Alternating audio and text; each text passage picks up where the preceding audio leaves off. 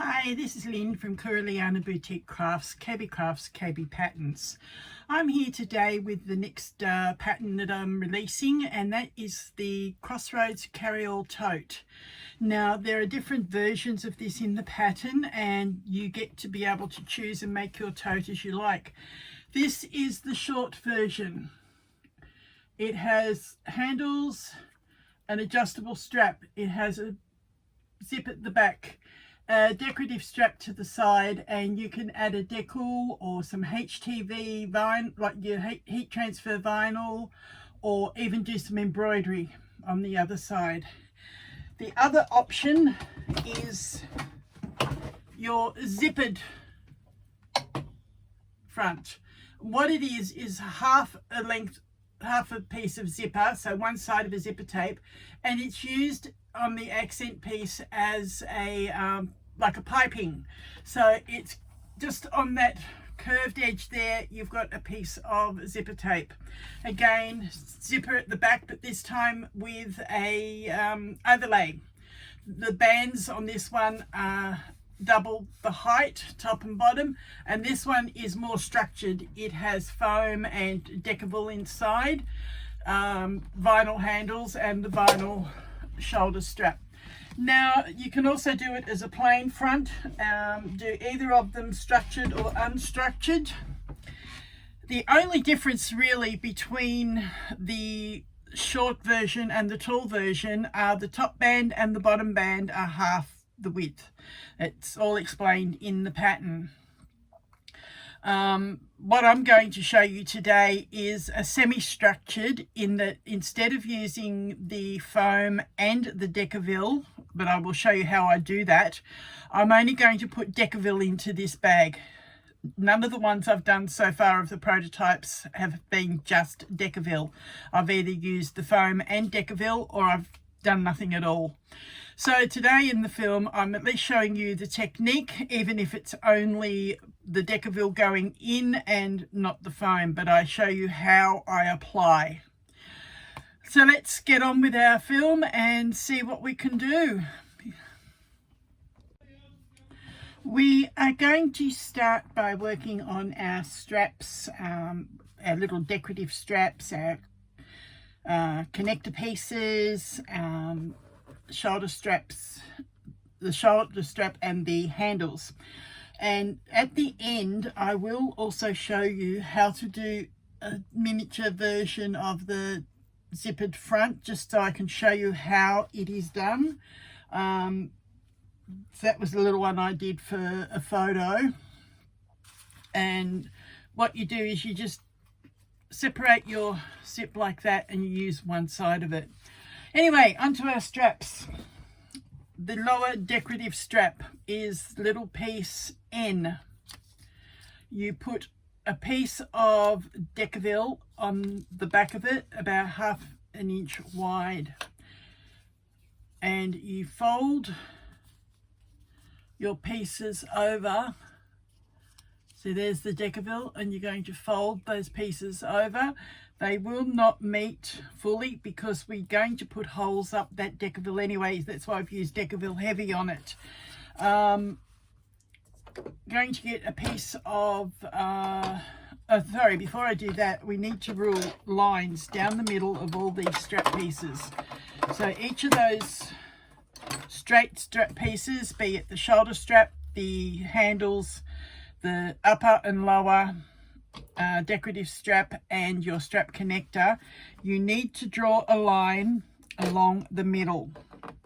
Now the middle of this is about 5/8, because this is only a narrower one that goes on the bottom of with the buckle on it. So that is a line that we've drawn. We now need to put double-sided tape. Actually, I'm going to use the smaller tape on this one. I normally use the thicker one, that's why I've got that here with me, but we'll do that when we get to these. I might move these out of the way for a moment and then bring them back in.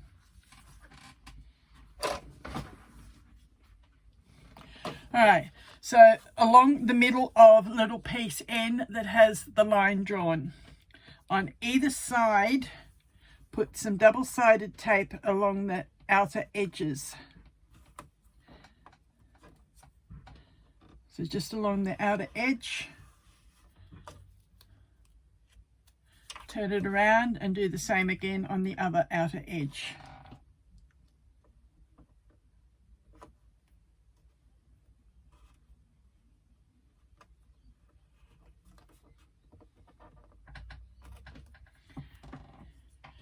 All right, now we peel the backing off.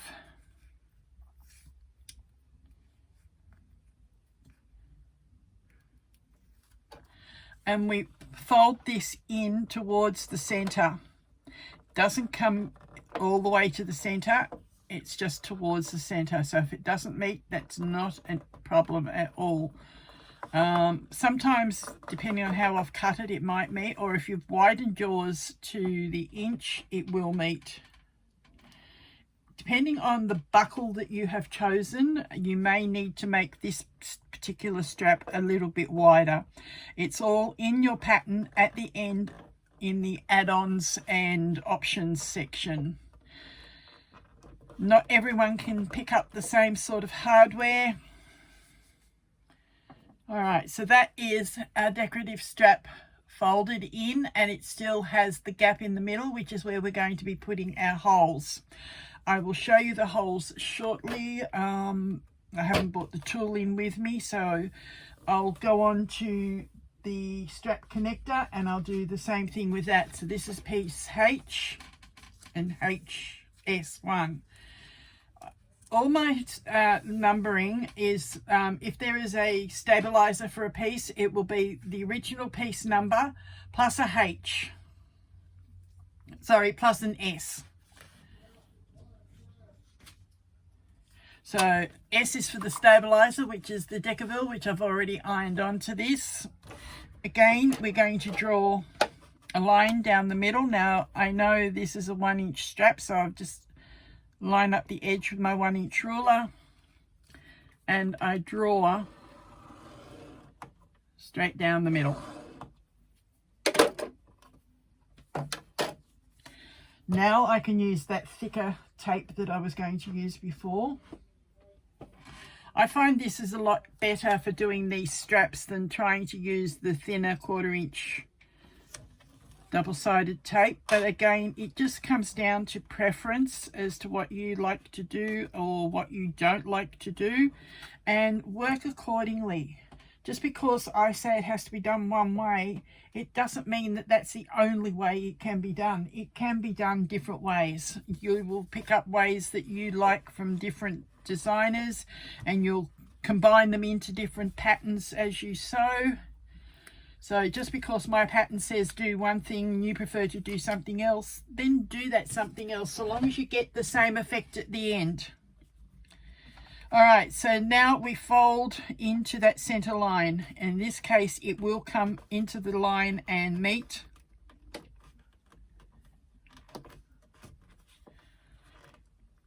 I generally start at the middle and work out. It saves it from stretching too much. All right, now turn it around and I do the same. I start at the middle, bring it over.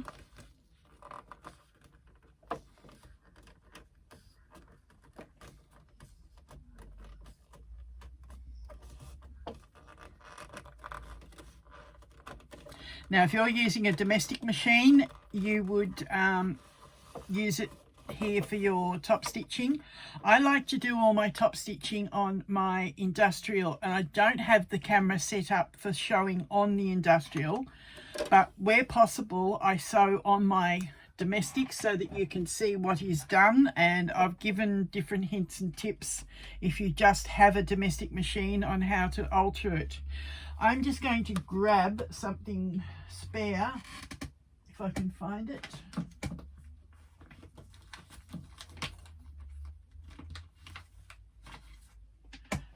This will do. So when you've turned it over and you need to top stitch and you're on your domestic, you'll just sew a 1/8 inch seam down down the folded edge.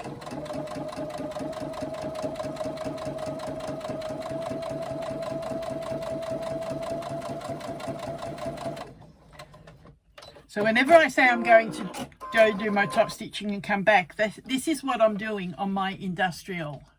It's just doing that row of stitching along that folded edge. Okay, so I will fold all my straps the same as what I've done here and do my top stitching, and I will be back to see you. Okay, we are back. We have done the 2 decorative straps in the white, and the print colour is our strap connectors.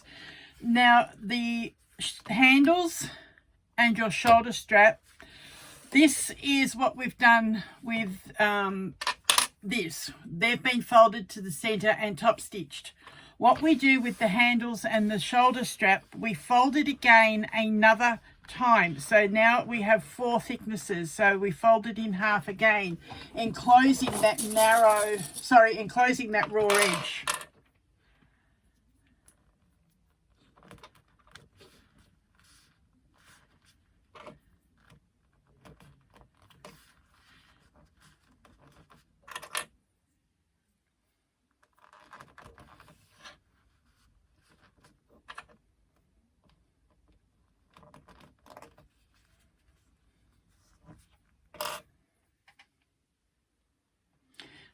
These are, once folded, they are 1 inch wide.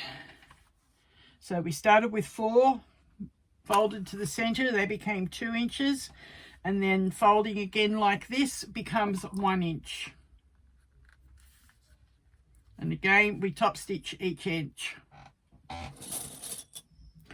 So go ahead and do that to your two straps and your adjustable shoulder strap. Do your top stitching each edge and come back. All right, now we have our, where are we? Our 2 handles done. They are top stitched, so we put them away now. We have our adjustable shoulder strap, which we are going to work on now. We are going to pass one end through our slider. We go up and over and back through. Work out the amount that you want it through by, and we are going to put a cap end on. I don't think I've shown this in the pattern, but I'm showing it here. We put that on the end of our strap to keep it even and make it look nice. It's not quite as easy to put on as I thought. Maybe I'll come from the other side.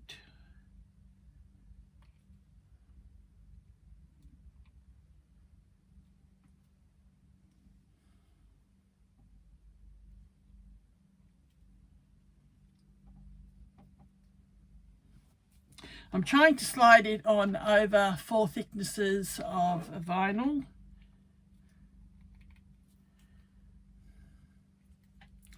What I might do is, I've shown you where I'm putting it on. I will show what it looks like when we finish. Meanwhile, I will punch the holes.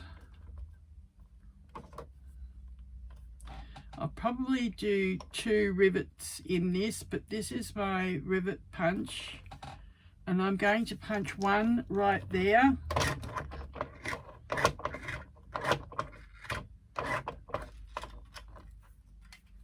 It has gone right through, good. Sometimes you've got to lift it up and put it through that lot there. Then you will take your rivet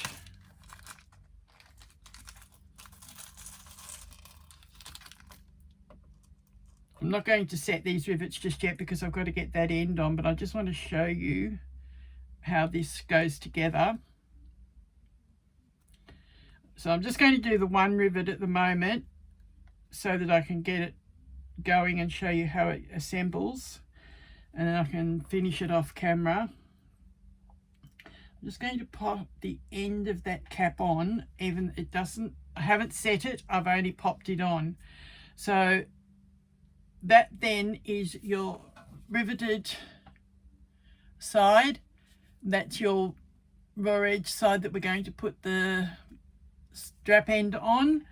Then what you do is slide one of your swivels onto the strap on the other end.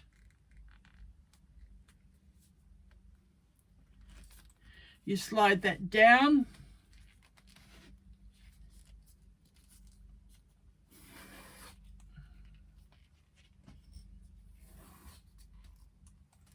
and then this goes back up and over, so it goes through from the raw edge side back through your tri-glide or slider, whatever brand you've bought,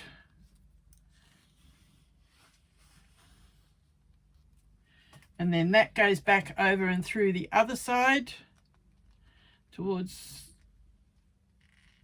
the swivel that you've just put on.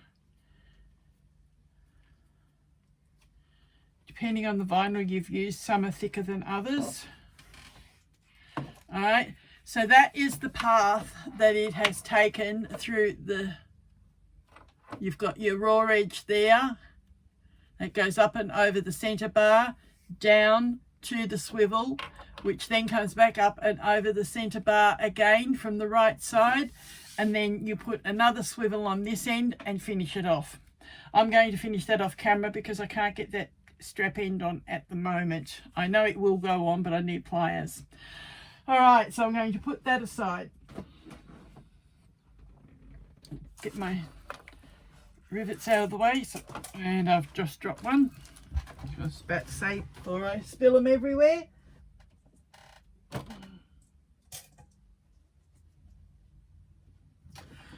Okay, now we're going to move on to our decorative straps, which is piece S, piece N, and our piece J or K, whichever one you have decided to use. They're two different shapes. Some are easier than others. Some people go for the easy, some go for the look. And also our strap connectors. What we need to do with the strap connector is fold it in half, cut it. Get one of your D-rings or triangles that I use, slide that onto your piece of strap connector with the raw edge underneath, and you're going to fold that in half with your buckle, your D-ring or your triangle, whatever you use, and just pop a clip on it, and you put that away until we go to use it next. So that is the other one. So it was long enough to do both of them. You don't need to cut that piece twice.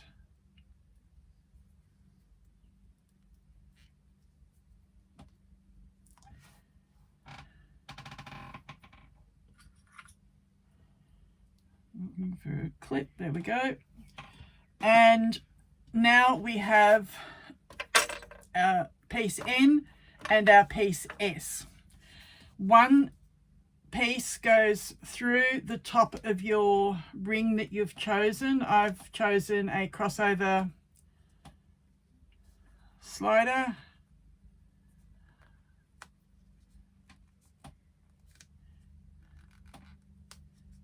And we're going to double that up and just stitch across the top. So if you look at this, I'll be stitching across that part below the edge, but not onto the ring. All right, so that's one end. I'm just going to put a clip on that at the moment.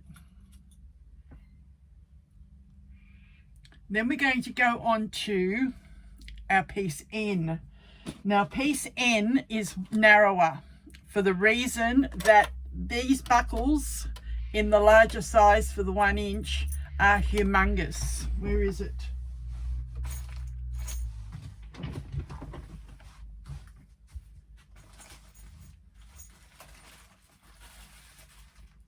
I'm just looking for the buckle. I should have thought and had it out.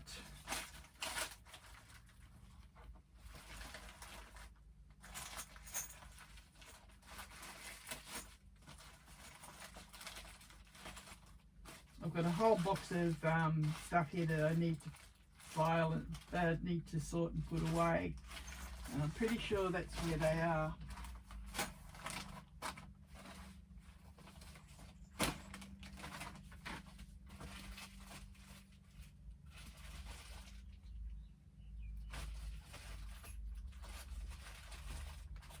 I can't find it. Doesn't matter. I've put a picture of it into the end of the pattern anyway, so you can see how much bigger the 1 inch buckle was. I mean, this one is 3/4 of an inch and it is a 1.5 inch height. The other one I think was 2 to 2.5 inch height for just the 1 inch width. So it was really huge and it wouldn't fit. All right, so we've drawn the line down the center and we've put that over and we've top stitched it. Now what we need to do is on the center line, mark 3/4 of an inch down. So we measure 3/4 of an inch down. I'm going to mark this on the wrong side. Then 3/8 of an inch for 9 holes. So 3/8 from that line, put another line. 3/8 from that line, put another line. I'm just running those lines between the top stitching, not going all the way to the edge.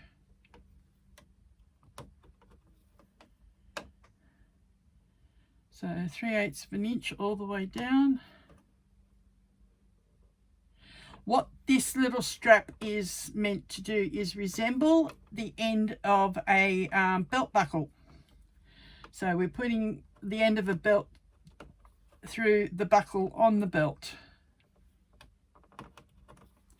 All right, so what did that? 1, 2, 3, 4, 5, 6, 7. I managed to get 8, so I must have changed the size from when I first did it. So I'll fix that in the pattern so that what you get will be the correct number. Now we take a little placemat and our hole punch. I find this handy for using here where I'm not near the cam press and use that hole. All right, so hole,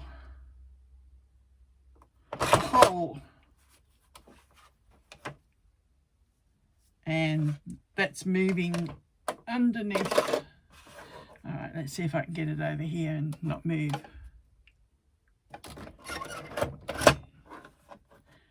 Okay, that one went through. That one went through. I'll try not to push it quite so hard.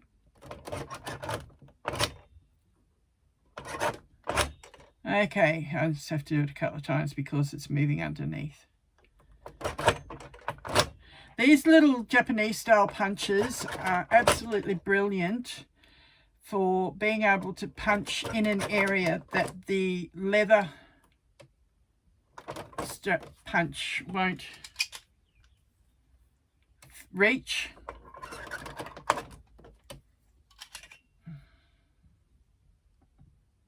I need to empty it out and get rid of some of the residue. That's what's happening there.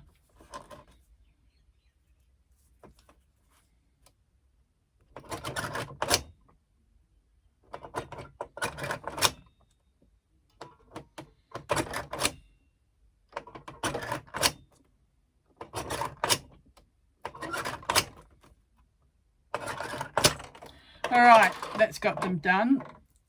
See how you've got the holes along like the end of a belt?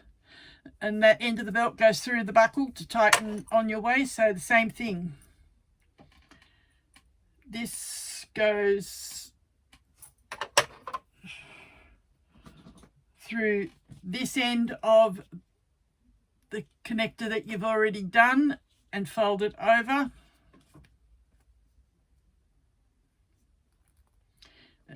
Keep it fairly short and stitch it as close as you can to the thing, and then we're going to put our buckle into the 4th hole.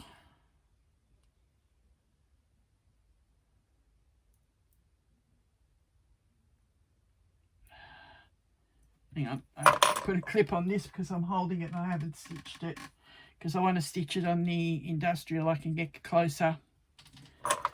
And this into our 4th hole. Put the tongue through, back through, and then that will get, actually I think 1, 2, 4th from the other top end, not from the bottom end. All right, so into the 4th hole,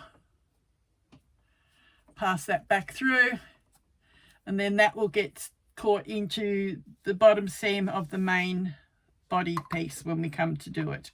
All right, so I'm just going to go and stitch both of those at the industrial, and then that's this piece finished for now, and I'll be back. All right, there's our strap done. Our buckle in the 4th hole from the top, our connector ring there, and like I said, narrower at the bottom because of the buckle that's been used. I would have preferred to have used that, but when you look at the buckles that came in that size, way bigger, way much too big for using on that strap. Then you've got options for your centerpiece here. So instead of a crossover slider, you could use a round ring or a smaller round ring, or anything you can find that will connect 2 straps together and look decorative. I'm going to put that away now because I'll move on to some more construction, but I just wanted to show you the difference between those buckles and the rings. I said in the pattern that they would be discussed within the filming of the video, which I've done. That's for that. They go away there. All right, so the next step that we do is my own pattern, and I've still always got to look at it to see what I'm doing next. All right,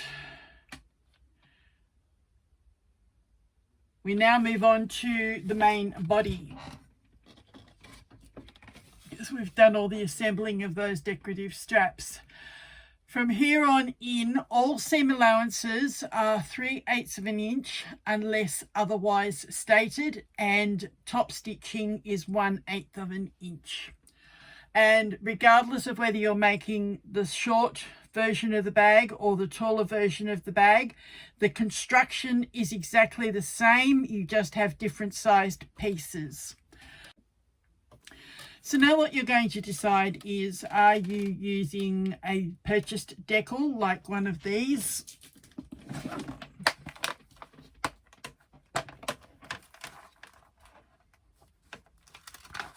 Like that is something that you could do, is put something like that on. I just grabbed the first one out of there that came to me, and my clips fell off, so I'll put them back on shortly. Are you going to cut out on your Cricut, scan and cut, or Silhouette a design like I did with the Labradoodle and also the Dreamcatcher that are on the 2 bags on the front cover? Or you can embroider on an embroidery machine, or you can leave it blank. The choice is all yours. On mine, because I have a coloured piece for the central body piece, I am leaving it exactly as is, because if I tried to do anything over the top of this, it would lose any effect that you try to achieve. So I'm going to leave a plain central piece, but still do the decorative strap across it. So I now need to work out, because of what I'm doing, what positioning I'm going to put this. I think I'm still going to position it on the side here, and possibly in the pattern, I think I've said to work it out where you wish to place it. That mine, oh no, that was my straps worked out to about 3 inches. So work out where you're going to place it and make sure that it is evenly placed across. Yeah, I think I'm going to put it about there, 4 inches into the main piece. I'm just going to put a clip on that. I just need to separate those because I've got them both sitting together. And because this is narrower, I'm just going to get that sitting evenly across that bottom bar of the crossover, and so that it's straight when you come down. And I'm going to put a clip on that one as well. Line it up with the edge of your piece. This will be longer. We're not going to adhere that at the moment because we need to attach body bands, but we need to attach the bottom strap before we go any further, so I'm going to do that.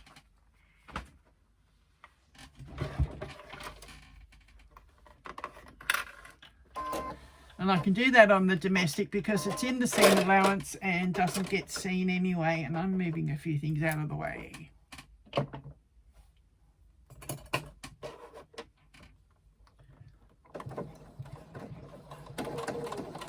So just basted at the edge of the main fabric.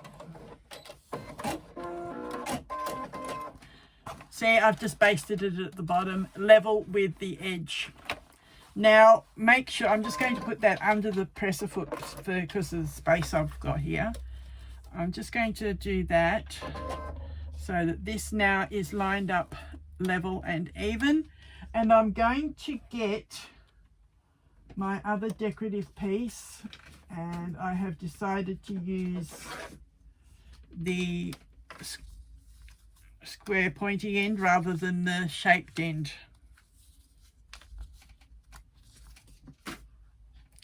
Now you can cut 2 of these and top stitch around the 2 of them and then just use your rivets to place it on, or you can top stitch all the way around this and place it on. I'm just thinking what I might do is go cut another one and top stitch them and just use my rivet placements for holding it in place. So I will be back. All right, what I did with this was cut a rough shape out of the fabric. Then I've stitched all the way around the shape. Then very carefully I've cut the edge so that it is nice and smooth and you don't have one edge over and one edge not a it fits nicely. So unless you've cut out using your SVG files, that is the way to do this particular option. Scissors don't want to sit there. And now this will go across. So you can't go too far to the left, otherwise you end up hitting the seam allowance and it's not going to fit. Same, you can't come up too far because you've got that seam allowance there. So you need to just work it out and sometimes stand up and over it to get a nice visual of where you think it's going to look good. All right, now I've put a clip in that there to hold it, but I'm going to take that out in a moment. Because what I'm going to do is, on the back of my shaped piece, I'm going to put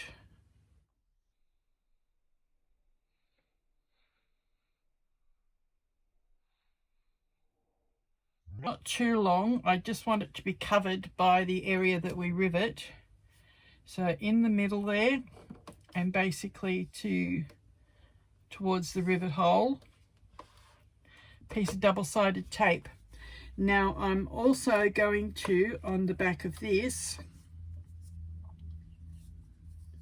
add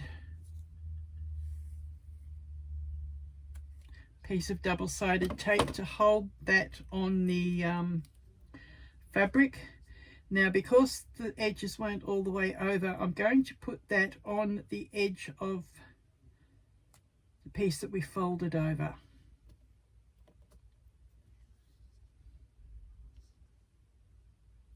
Between the top stitching and that edge.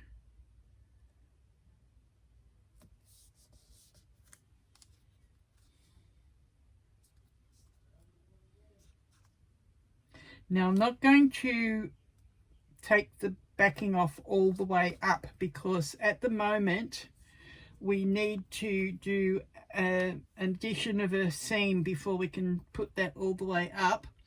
Or if you're trying to keep the thicknesses out of your top stitching, you can base this level here and include it in the seam. The choice is yours. Either way works. My testers decided, one of them had trouble with the thickness, so she ended it here at this seam, but I'm going all the way up, so I can't take my paper off any further than there where my thumb went.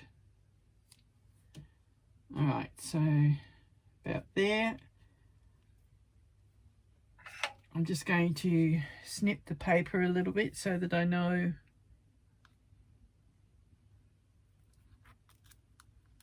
all right. Now I'm just going to take that piece of paper off, line it up where I want it, and I'm going to position that onto that piece of fabric. I can peel it back a little bit when I come to do that seam so that that then goes up, but that way it keeps it nice and even and not moving. Do not baste it there unless you are ending it there, because this still has to come up over the next band. Now what we're going to do is take this piece off. Why is it when you want it to stick, it won't? All right, so we take that off and visually look to see. I'm pretty good at gauging central placements and be very few that I'm too far out. Okay, just going to get that and double check it just to see.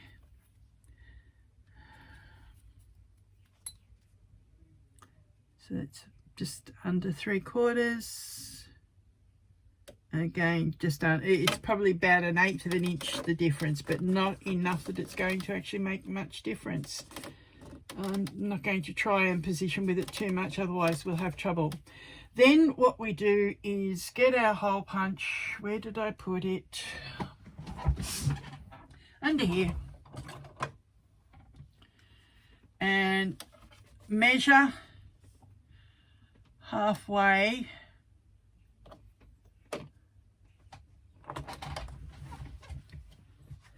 So line that up on the top point.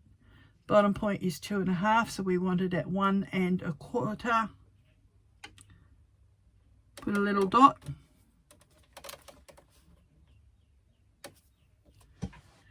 Again, this is central, so 1 1/4.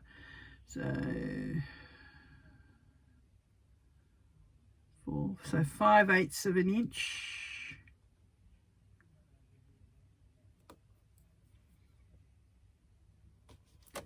That's central.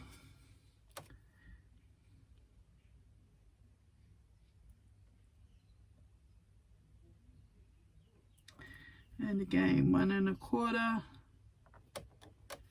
is our central point there. So there are 3 points for doing our rivets. I'm just going to punch. Beauty of this punch, if it doesn't punch all the way through first up, you just keep doing it, it'll slip into the hole and keep punching until you get through to the back.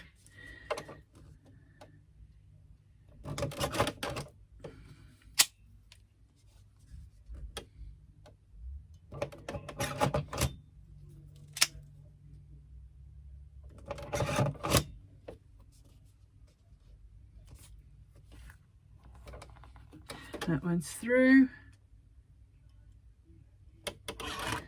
This is where I like this punch. Trying to get the actual leather punch through on this area is very, very awkward. Yep, it's all the way through. And now what you do is 3 of your rivets.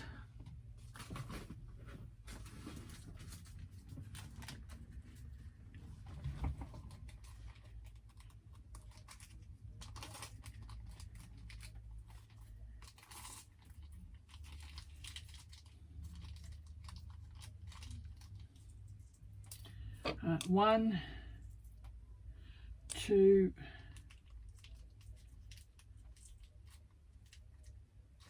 3, and 3 end caps. 1, 2, 3.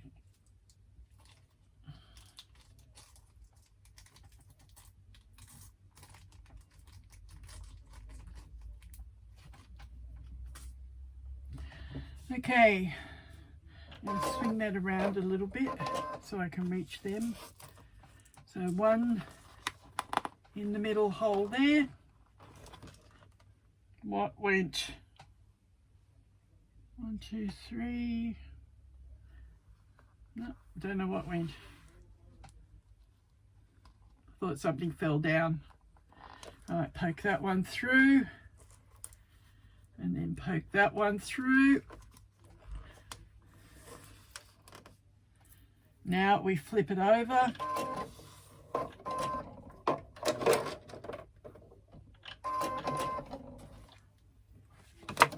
And where our 3 rivets are, put our 3 end caps on. And then go to your rivet press and lock them into place. And I'll be back with that.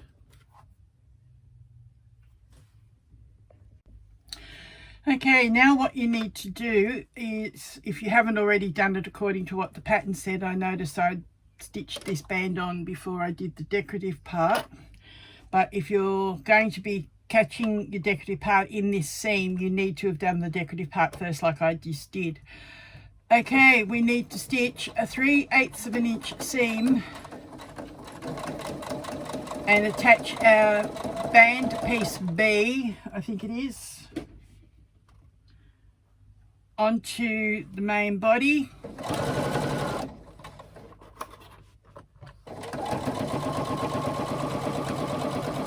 I've pulled the decorative strap back out of the way so that it's not caught.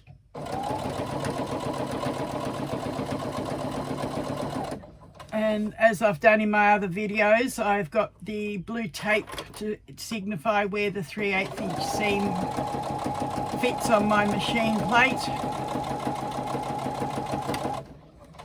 And I stitch my seam according to that guide.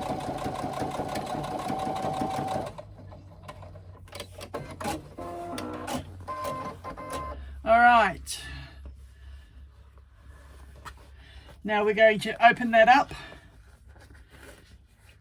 Leave the body up towards the top so that your seam is up like that, and top stitch. I'll be back in a moment. Okay, I have top stitched that seam, and now what we're going to do is lay the rest of that strap up against the rest of that body, and we are going to baste the edge of that strap to the top of that panel.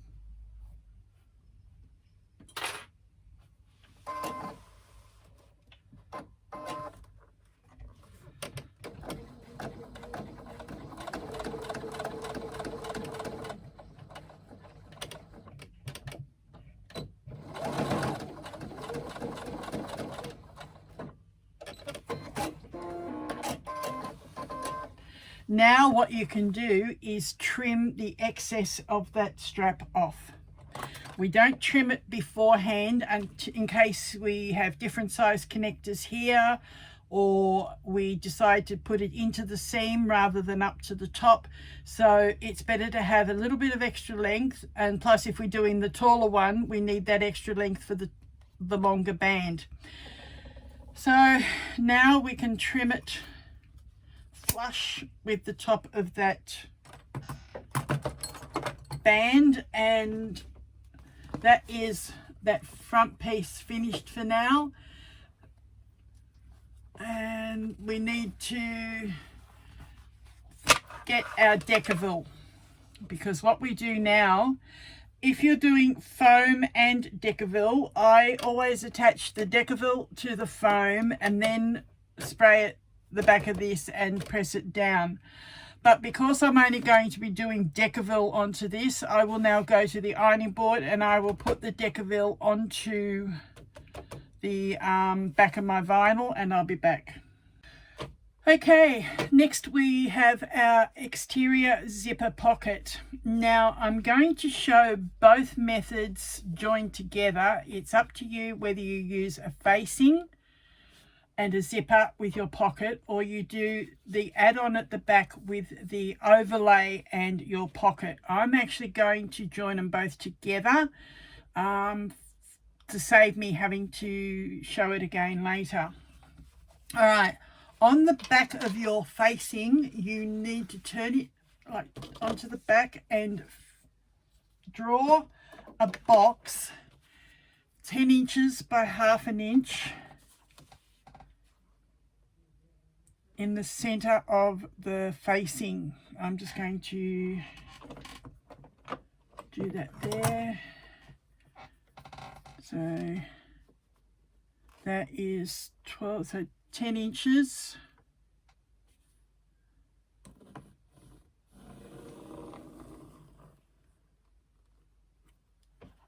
And then half an inch up from that line, draw another 10-inch line.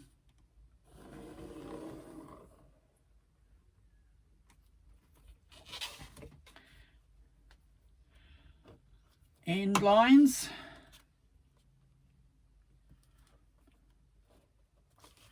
Find the middle of that, so a 1/4 inch up. We draw another line, but this line doesn't go all the way to the end. Stop half an inch each end.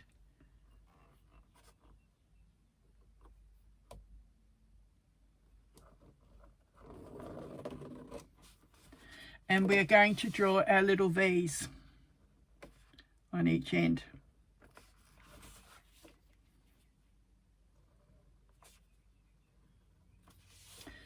I missed part of that box there.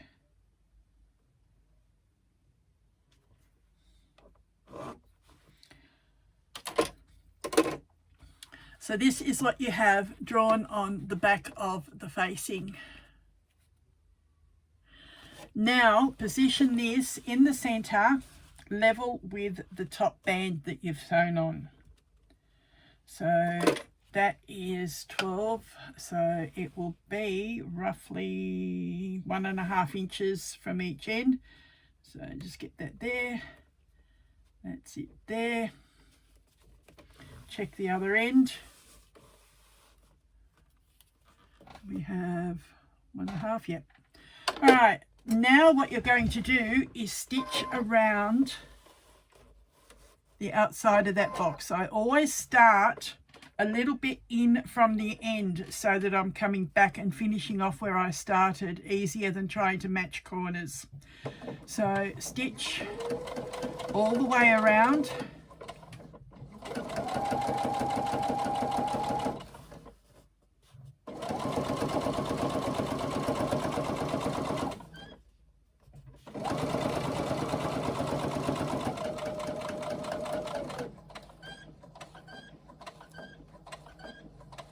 Get to the corner and swivel.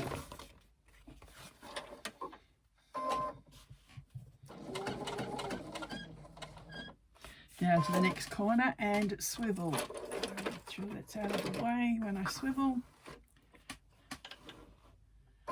and stitch all the way along.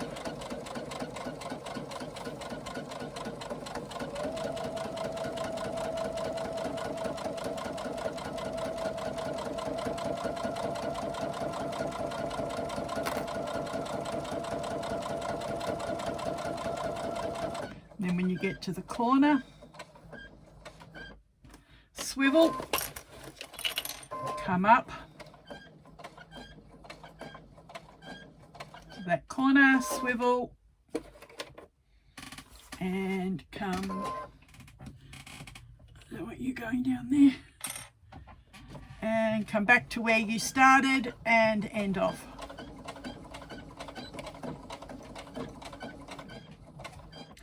Some designers will tell you not to stitch the ends on a pocket facing like this to avoid puckering. I find if I don't stitch the ends, mine doesn't seem to turn properly for some reason, and I have little fraying corners. So yeah, again, it is personal preference as to which way you do it, what works best for you. All right, so now what we're going to do is come down in the corner right next to that stitching and poke a quick unpick through. Now I like to come across a little bit and bring my point up at the end of that V, and I can't cut any further than that because I've already put the point out. Do that to all 4 angles of your V's.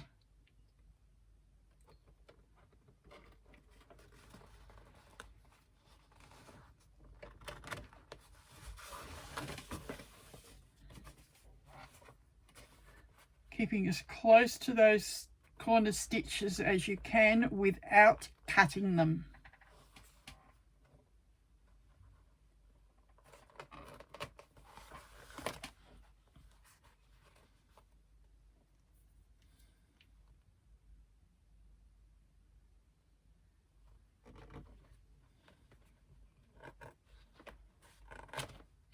All right, now that you've done that, you've got your 2 V's cut. You have an opening there. Get your scissors,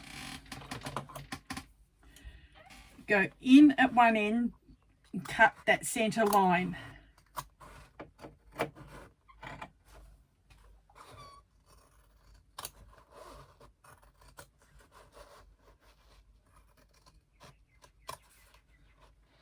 When you get there, bring your scissors out. Again, by bringing your scissor point out, you cannot cut too far because there's nothing left for it to cut. That is now our facing sewn on, and because we've done fabric onto vinyl, I like to finger press. So there are a couple of different types of finger presses that you can get. You've got this one and you've got this one. Use whichever one you have, whatever works for you, and finger press that seam. If you're doing fabric onto fabric, go to your iron and press your seams properly.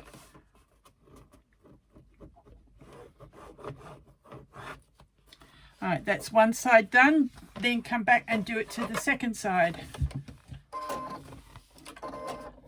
You'll notice I often stick this under my presser foot for no other reason than to hold it in place and it doesn't go out of the way for me. It just holds it firmly in place.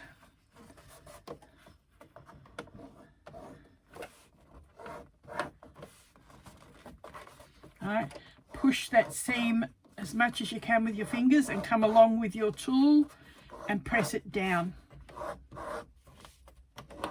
Right. I'm just going to do that last little bit with the other one and show you that there's no difference. It's just whatever is easiest for you to handle and work with. See, they both do the same thing. So that's the top and bottom finger pressed. Now you come along and do your 2 ends. fold it over like that, and just, you only got to press a little bit in between.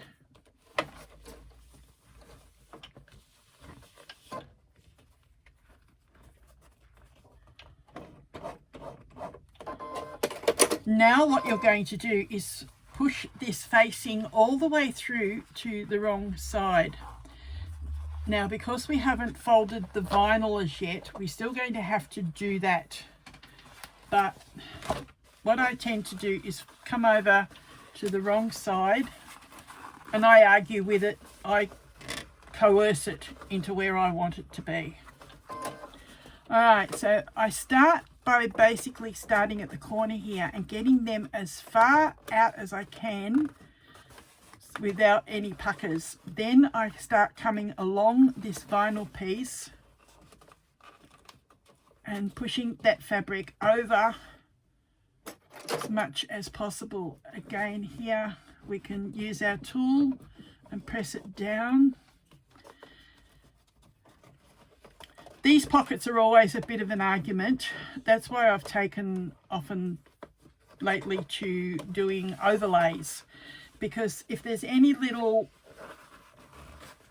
area that's just not quite right, then the overlay covers it. And you don't need a facing when you do an overlay, because there is another way of doing that, and I'll show you that when we come to do the internal pocket. I'll do that without a facing, and you'll see how much easier that is.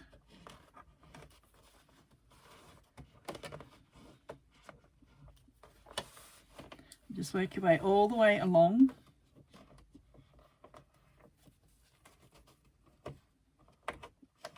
And then swing it around and do the same to the other side. I find it's easier working back towards myself than it is trying to work away.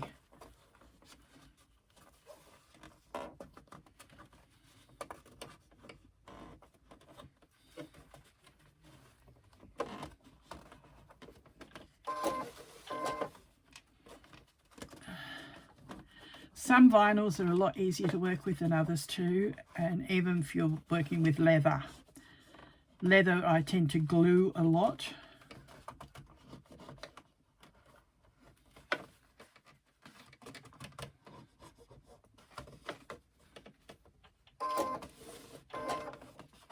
And just keep pulling it and pushing it and getting it where you want it to be. All right. Now that I've done that, I'm going to get my zipper, which is my 12.5-inch zip. Don't forget to put your zipper pull on, because once you do this, you can't get it there. Decide, do you want it to open to the left or to the right? Personally, for me, it makes no difference, but I know some people prefer it opening to the left, some prefer it opening to the right. So work that out and position your zipper in place. Now, if you find it easier, get yourself your double-sided tape again. I'm just going to push this out of the way for a moment. And I've got too much up here again. I have a tray underneath, so I don't know why I keep putting them up there.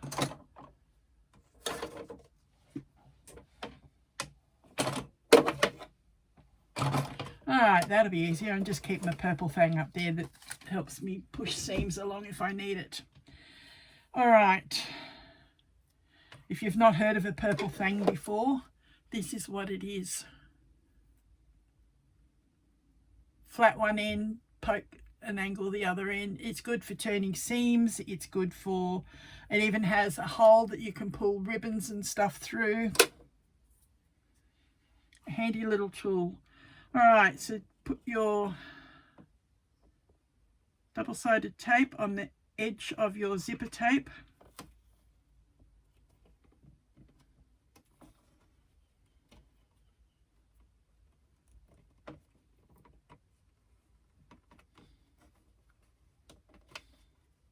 Again, like vinyls, some zipper tapes are easier to work with than others. Trouble of ordering online, you take what you get until you find the ones that you really like, and then you order from there.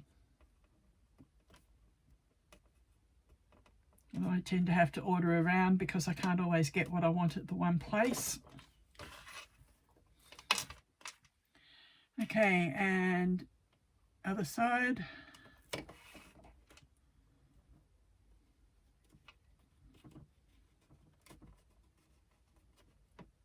Get your pull out of the way.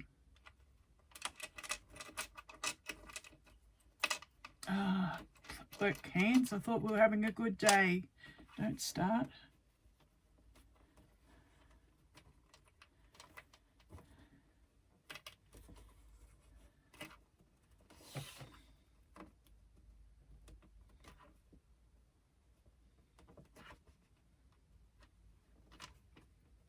All right, so now we have our tape on both sides of the zipper tape.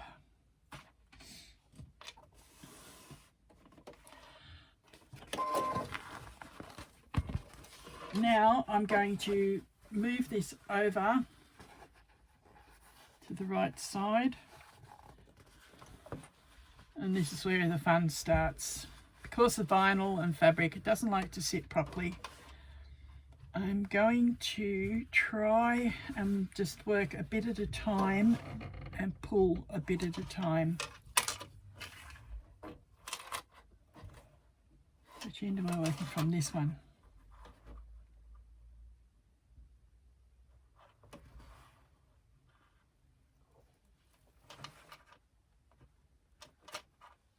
I'm not pulling it all the way, I'm just going to pull some of it off so that I can work with the facing. I'm trying to hold it and keep the seam level and position that onto my zipper tape nice and level.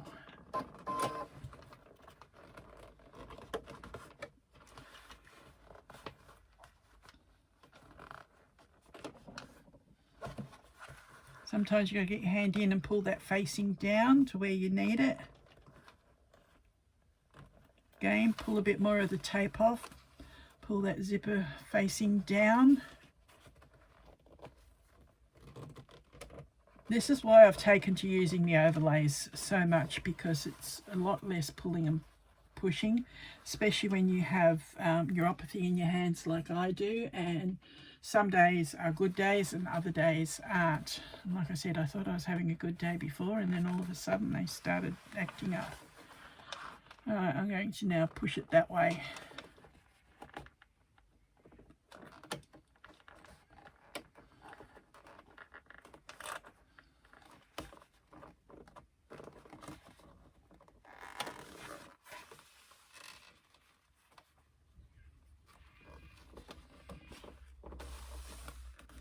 Alright,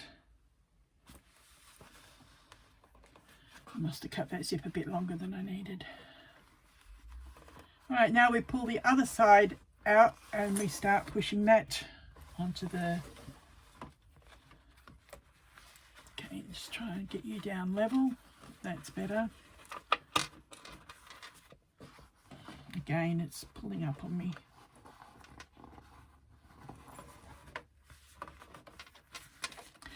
You can't pin vinyl like you can fabric. What I'm going to do is, before I move any further, because I'm putting the overlay on, I'm going to actually stitch that bottom seam and keep it in place, because it keeps trying to roll on me.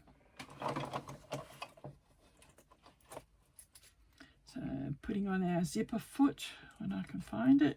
There it is. I have a little tray down under here with all my machine feet in it. Okay.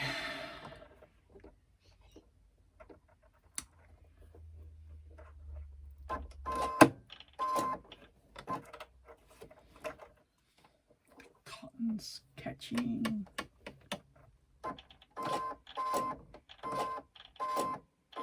Got it.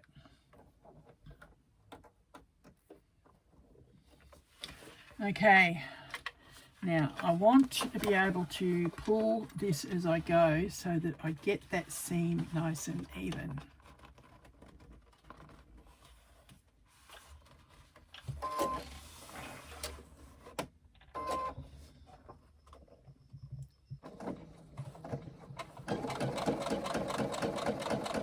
And I'm doing like a top stitch 1/8 inch seam along the edge of the vinyl here.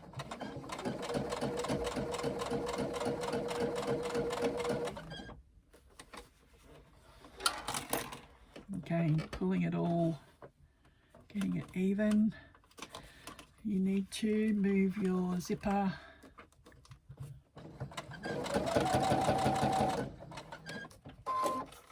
back out of the way.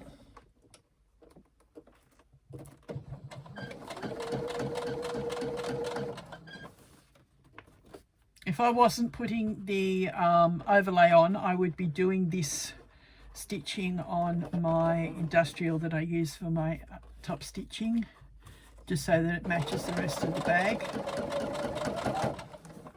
But I will be top stitching the overlay, so machine domestic on this one doesn't matter.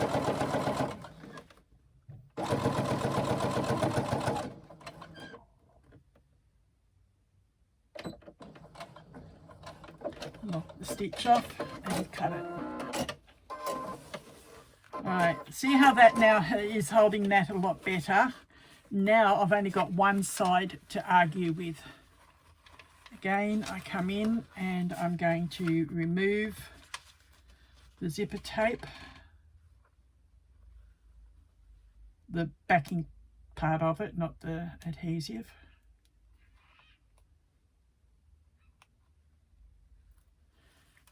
Just do it part way, put you back under there and hold you.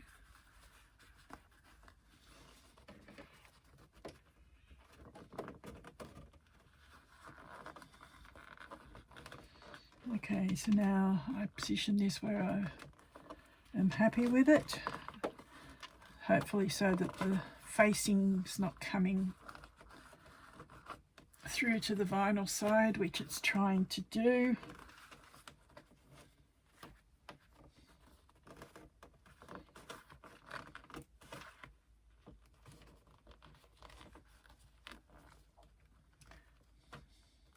I would say do yourself a favour if you're working with vinyl for the first time or fairly new at working with it, and do an overlay, which will be shown later on in the film.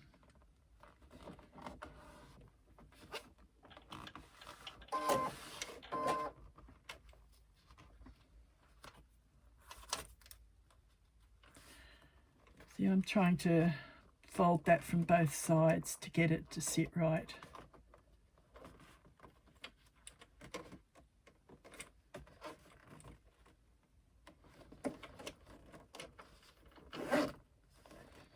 Try and get that even.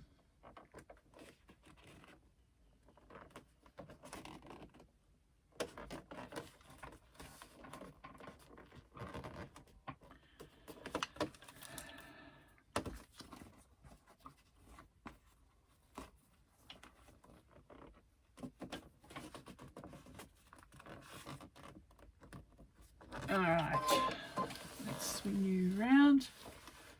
I'm not going to worry about the end rows on this because the overlay will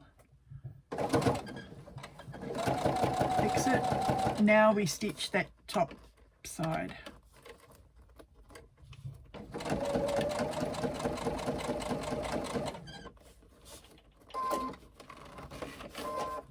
Keep moving that zipper pull out of the way.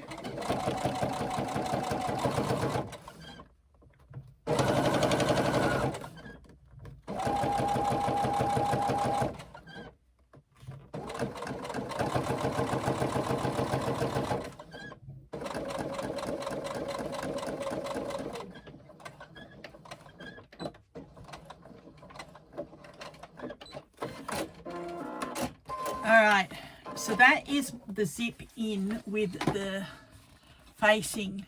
See how I had to really work with it and push and pull. Look at the other version when we do the lining and you will see how much easier it is not using a facing. Now this is going to go over the top.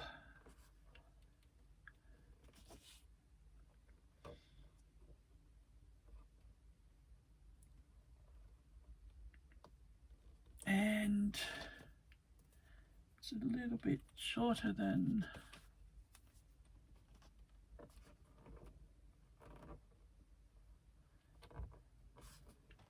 that's why I like to use the facing, the overlays too, because it works on the length a bit more accurately. That's all right, I'll make that work. All right. Now what you do when you get that worked out where you're going to put it, again, put some tape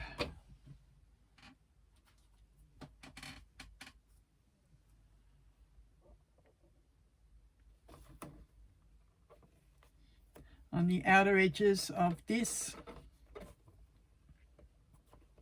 I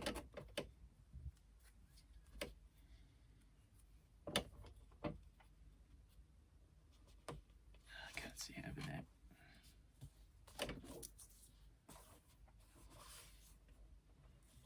So just along the outer edge, put some double-sided tape. I might just put a short piece each end here.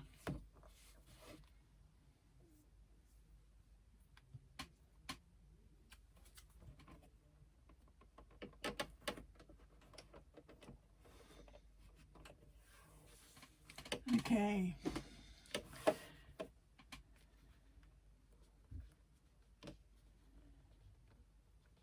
Now I'm thinking,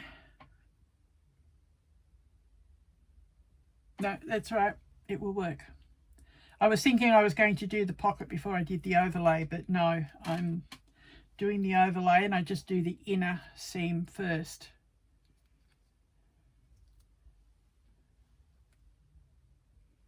Because I've combined two methods, I had to stop and think about it for a minute.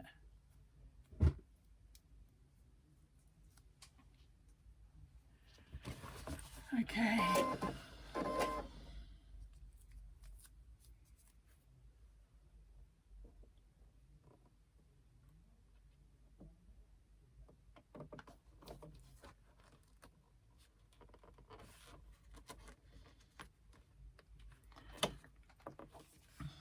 Right, lining that up with the box opening.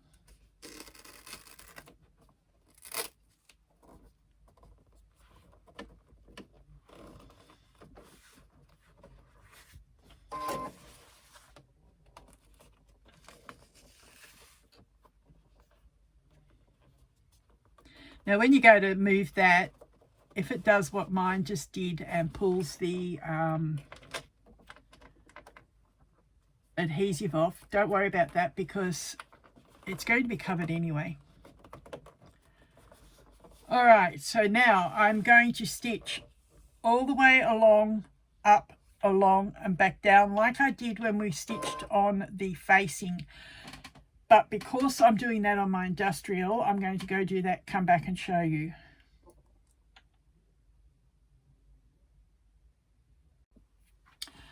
Okay, so how much dressier does that look by adding on an overlay? And it hides any little flaws that you might have if you've used the facing method. Next you need your pocket piece. Now we are going to place this along the upper side of that facing, and we are going to flip the top of our bag back so that we're lining up the edge of the facing with the top edge of the pocket. I'm going to leave my zipper foot on because I can get a bit closer that way, and we're just going to stitch along the top of the pocket. Do that all the way along, matching the facing to the top of the pocket. Right sides together, I should have added.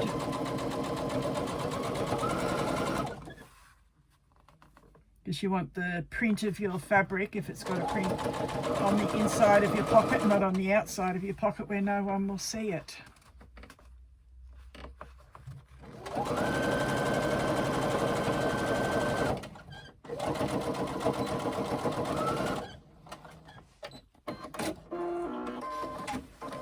Now we are going to flip the body around the pocket and bring the pocket down so that again you're matching the bottom edges, facing and pocket. Again, we're going to, you do a lot of flipping using this method, unfortunately, but we don't want to catch the outside of our bag in the pocket. Again, 3/8 inch seam along there.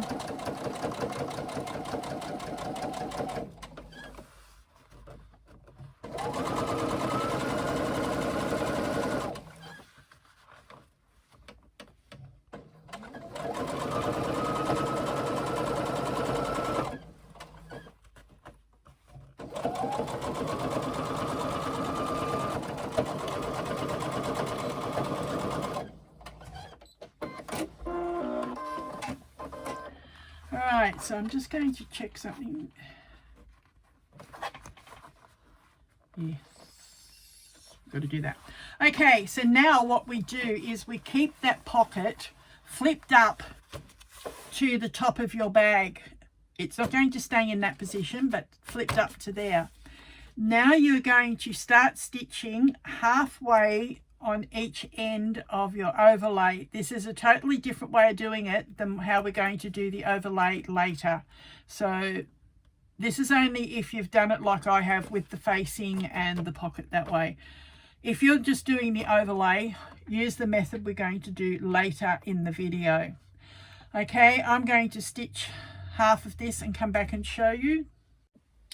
All right, so I've stitched half of the bottom. This is not as neat as what the next method will be, but it will work. So now what I'm doing is getting my hand in and I'm pulling that pocket down as far as I can out of the way and leaving just that top part of the pocket underneath like that. Now I'm going to go back and I'm going to finish stitching that outer edge of the overlay, and then I'll come back and I'll show you the rest. All right, there it is now sewn all the way around. It's a little bit messier of a method if you do it this way, but I wanted to show that it could be done, that if your facing turns out really messy, do an overlay. I probably should have cut my overlay a fraction narrower to cover all of the facing area, but it has worked. And there it is. People are going to have to get really close up to see the facing underneath. Whereas if you do the overlay without the facing, it is a lot neater, a lot easier to do, and the half rows are the inside ones, not the outside ones. Okay, now all that's left to do is flip back the sides of our body, and we are going to stitch up the sides of the pocket. By flipping back the side of the body, we are not catching the pocket to the outer of the bag.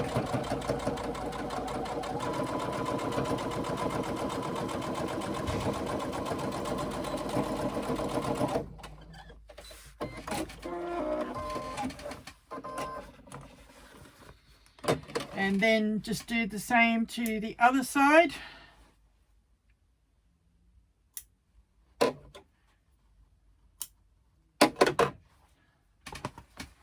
This time it's probably easier to start from the bottom and work back up.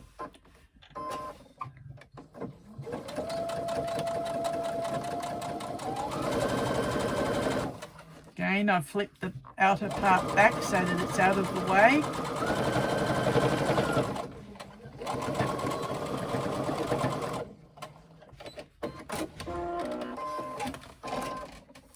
And there we are, the back of our pocket and the front, and we open it up and there we have our pocket inside. All right, go take a break and come back. I'm about to go get some lunch.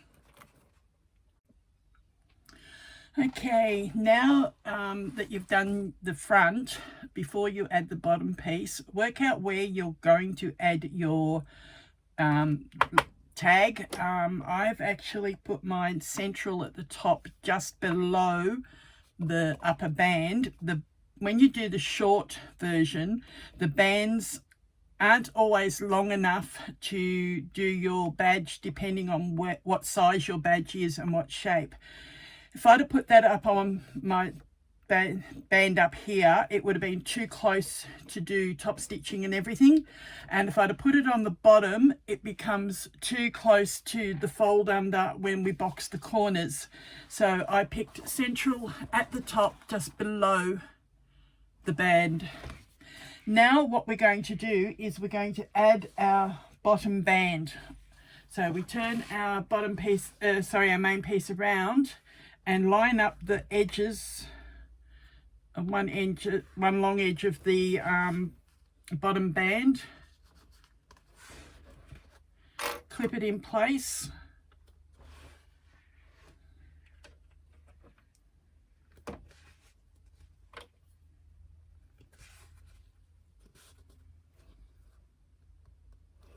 And do our 3/8 of an inch seam across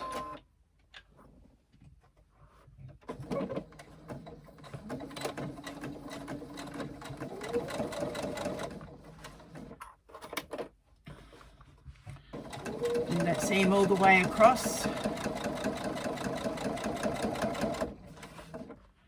It is now more firmer to work with because we've added our Decorative light onto both pieces. But if you're using a domestic machine, try and keep the Decorative out of the seams as much as possible. Because I top stitch on my industrial, I don't worry too much about that because I can handle it. But if you're doing a domestic, then by all means keep it out of the seam allowances.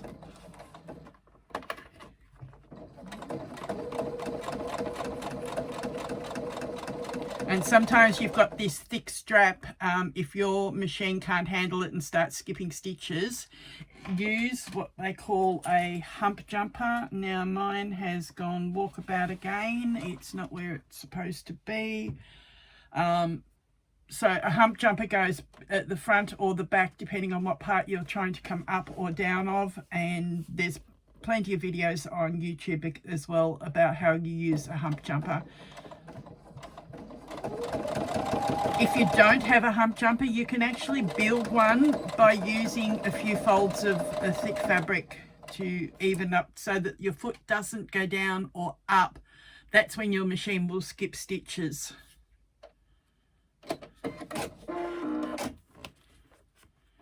Okay, so I've now joined at the bottom. This time we will fold that seam towards the bottom band so that when we do this area here where the band is, we're not trying to fold back against itself and be awkward. So fold it down towards the base, and then when you've done that, do your top stitching across that seam and do the same to the back piece. Put that onto there and top stitch, and then come back. All right, now what we have is a full unit with your back and your front either side of that bottom band unit. Now what we're going to do is our base piece that will go on the middle of that. I have put my Decorative, I'm using both Decorative light and Decorative heavy for structure. As I said, I'm not putting the foam on this, but if you were using foam, it would go between the Decorative light and the Decorative heavy and go against the back of your base piece.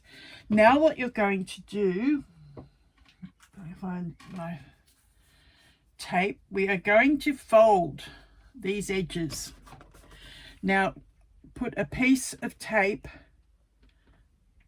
find out where that comes across and make sure you put a piece of tape around that area. Do that to all 4 corners.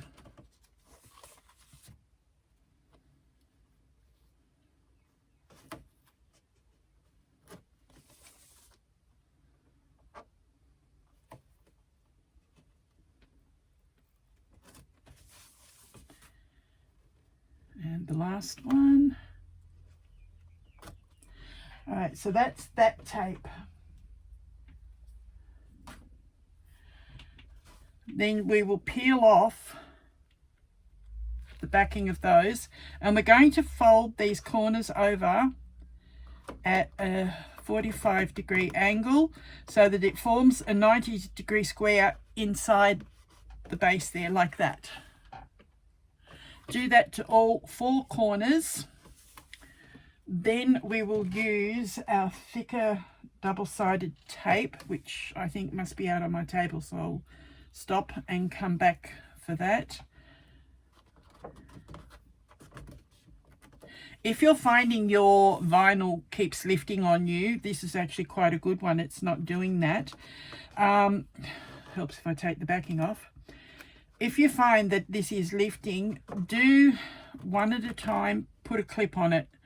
Do the edge corresponding, or do one end rather, and do the corners, and then fold that over and put clips on, and then keep working around.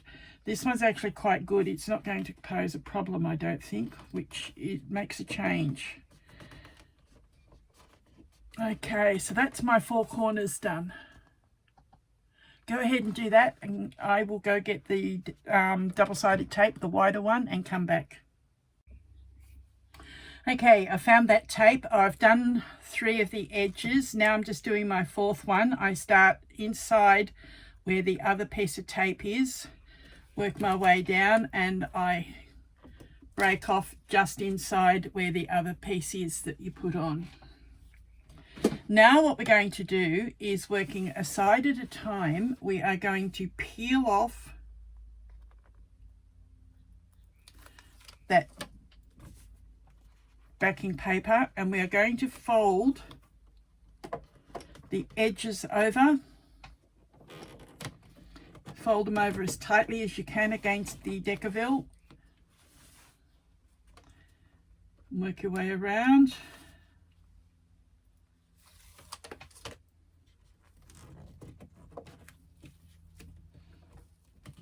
You'll find doing what we've done won't be an exact corner on the edge, but that's not a problem.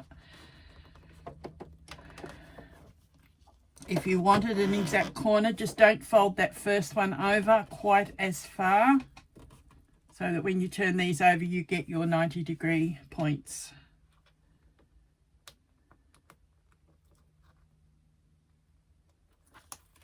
All right, working around still. Now do the other end. I get this and I pull it up tight against, and then fold it over onto the tape.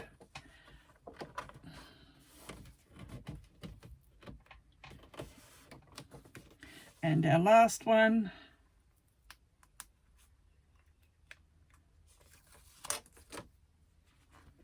Again, pulling it over as tightly as you can to get a crisp fold.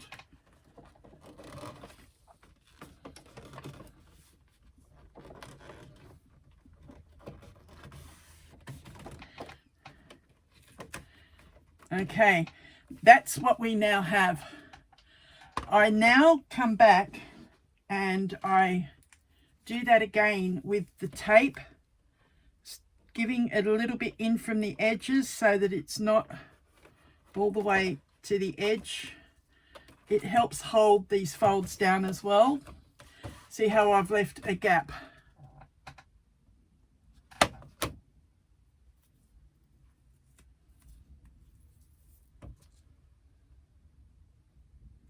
Do that to all 4 edges.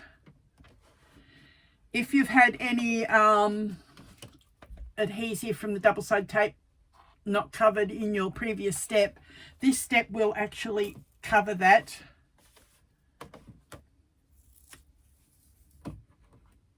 And we do this before we do our bag feet so that we've covered that adhesive if required, but we don't pull our tape off just yet. Press it right down. Use a roller if you have to get it to adhere properly. This is one of the better vinyls I've had in a long time. The sticking, it's actually quite good. All right, now that you've done that, we need to check our measurements. We're going to do our bag feet. Okay, 2 inches in from the short side and 1 inch from the long side.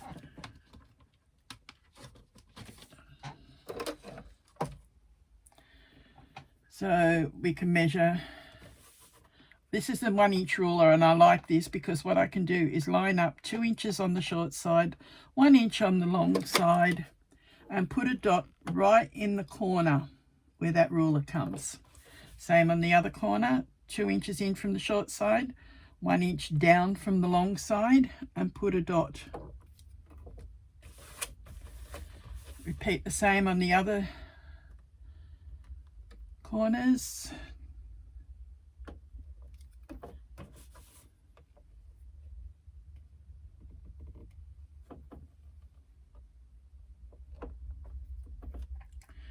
Okay, I'm going to have to go out to the table to do my holes on this because I've left the hole punch out there. What you now do, where we've put those 4 dots, we are going to punch the holes to put our bag feet through, and I will be back. Okay, I have punched those 4 holes that I measured before. While I was there, I measured halfway down the length on each side so that I could find where midway was across here, and then I measured from those 2 lines to find halfway. Some people like to put a 5th bag foot on. If you do, that is how you would measure it, and where I've circled it is where it would go. I'm not going to do that, but I've put them on there so you can see. On the right side I have my holes that I can see through. Now I get my bag feet.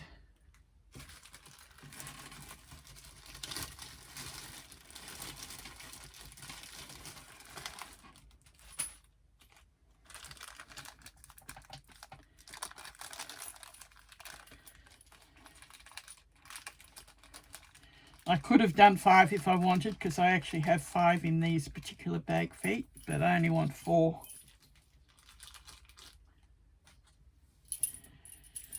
Okay, poke it through from the right side, come over to the wrong side and pull them open and push them down as far as you can against the Decorative. Do that to all 4 bag feet. Push it in.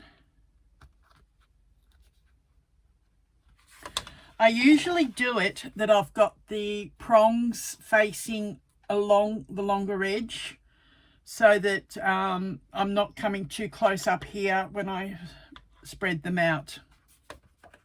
If I had that around the other way like that, you can imagine when I pull this up, I'm going to do one to show you. I can move it.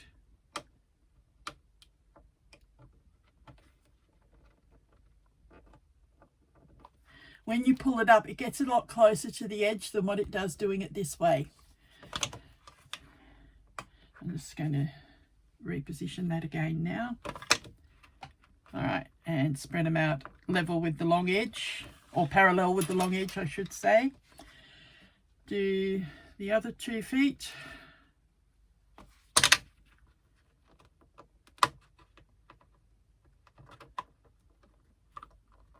Spread them out.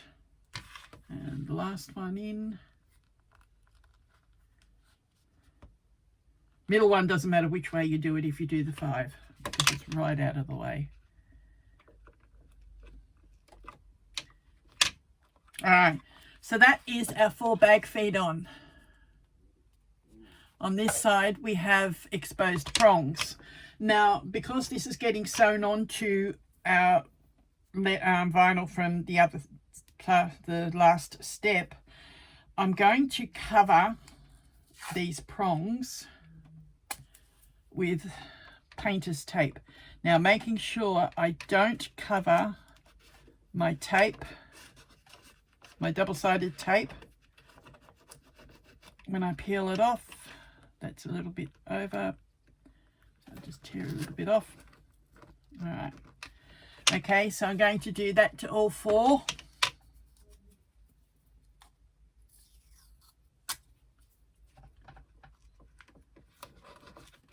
This just helps to protect the piece that we're putting this against.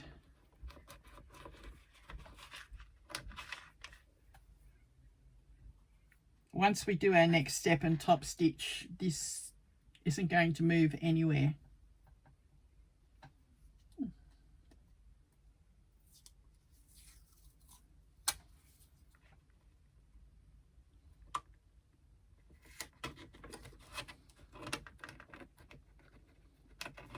I use my nail and kind of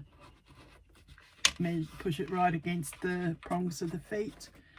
It helps make it stick better to the Decorative. I'm just using painter's tape. You can use masking tape.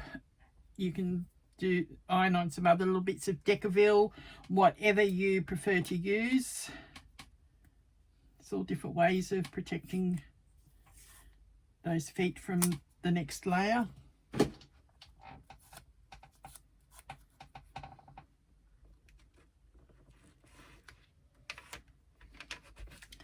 Okay, so that's my 4 feet prongs now protected. Next step I'm going to do is retrieve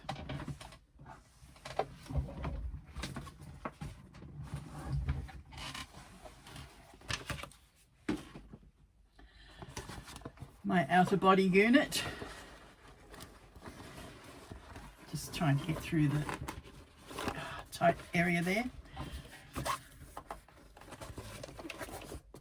Anyone that's seen any of my previous videos will know I'm very cramped in my sewing room, but I still try and make these videos work for you.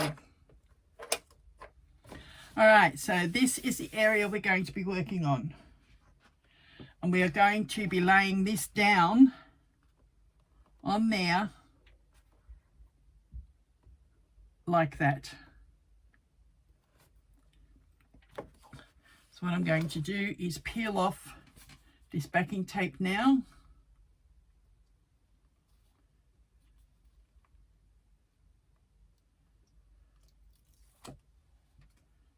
All the way around.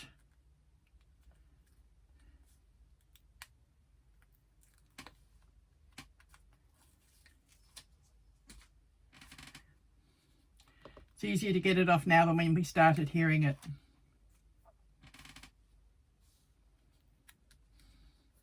In case you were wondering why I used so much double-sided tape before, this is why, so that we can now get this in position properly and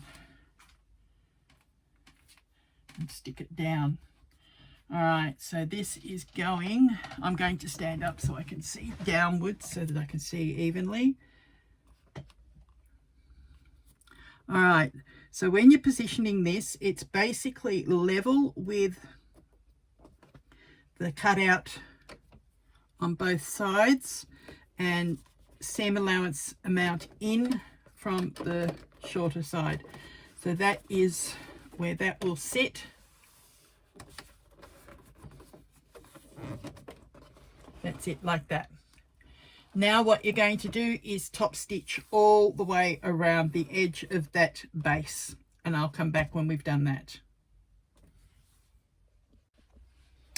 All right, once we've done all that and you've pulled your threads through and tied them off, this is what we have. We have the back unit, we have the base unit, and we have the front unit, all one in together. Now, I think if I remember rightly,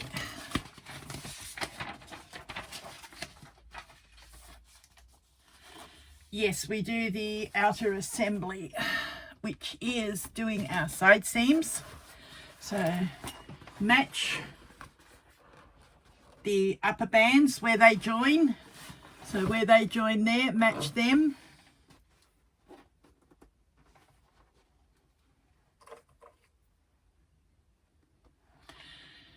do the same at the bottom bands. Now this is a little bit tight because of the firmness of the base, but you can get it done.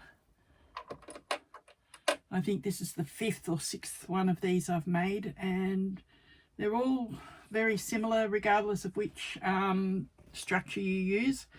So clip that side seam. Probably pays to clip it 3 or 4 clips to give you plenty of grip. And then starting at the top, do your 3/8 inch seam all the way down.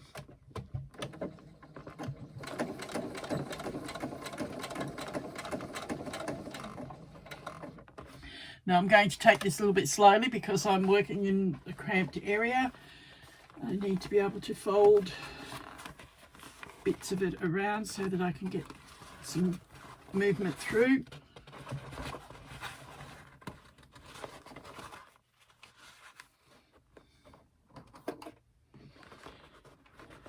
And just continue that down all the way towards the base.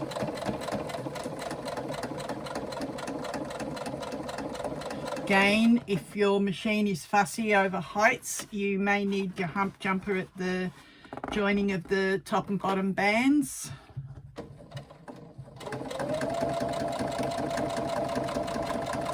But I've made it such that the Decorative does not come into your seam areas on this area.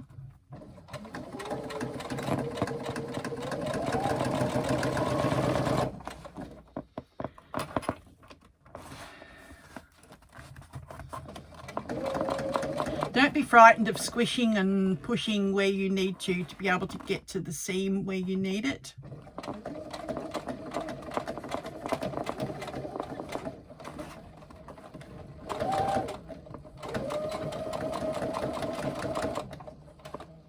Right, so do that again to the other side as well. But what I'm going to do now is, so that I can then go off camera while I finish the other side, is we are going to do this boxed corner. We have a mouth. What we need to do is fold on the 90-degree angle there at the base, fold that across.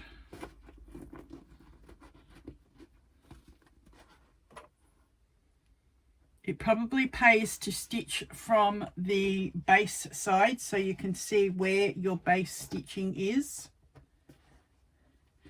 Line your side seam here up with the middle of your base at the bottom, so it might pay to mark where your middle is.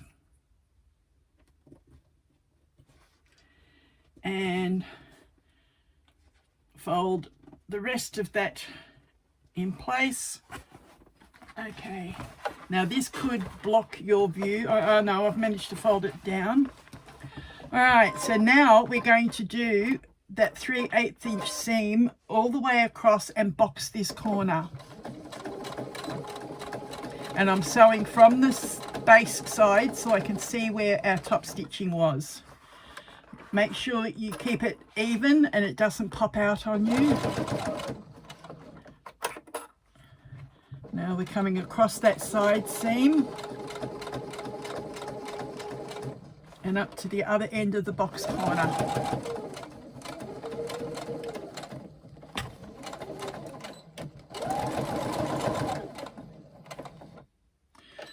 Okay, what I now like to do is do a second seam right next to that to give it some extra strength.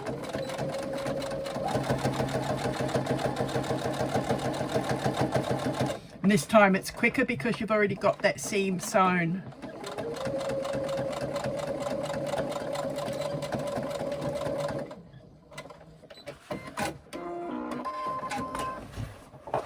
Okay, so that is what you will have.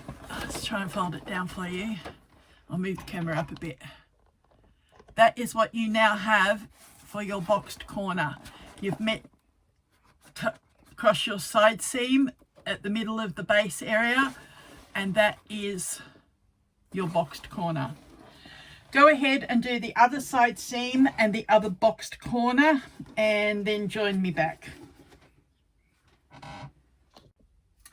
All right, now that you've done that, turn your bag out right side out and just double check that everything has lined up properly and looks nice and neat. And if it does, now we will get our strap connectors and our handles. Okay, so no, that's the long one. Where's that? Oh, there they are. So we need our 2 handles and we need our 2 strap connectors. Now, if you're worried about thickness on your strap connectors, you can try and put them in the side seam, or you can get a hardware strap connector and use that. What I'm going to do is a technique whereby I offset my strap connectors like that and put that on my side seam against the right side of this bag at the top, and I'm going to overhang it slightly by about 1/2 inch, and I'm going to clip each side of that in place. Now, because that is offset, it's changing the thickness, and so it's not a great big bulk of thickness just in the width of the connector. It's only in like about half that width. We'll do the straps in a moment, but that's the connector. And then I find it's easier, I'm going to do it on the industrial so I don't block your view, but I'm going to stitch from this side and baste it in place, catching through that connector. Do that to both side seams and come back.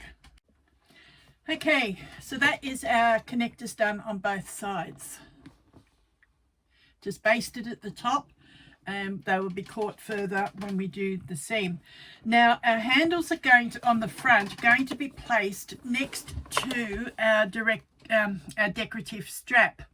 So what I've done is I've measured from the side seam to the inside of this decorative strap, and it's 4 5/8.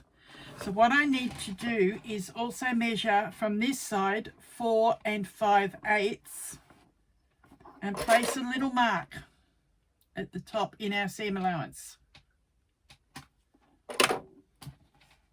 You'll need to do that on the back as well from both side seams. Get your strap.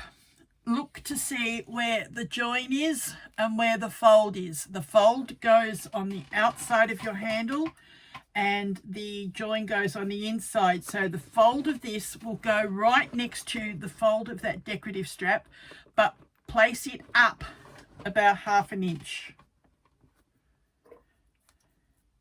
Clip it in place.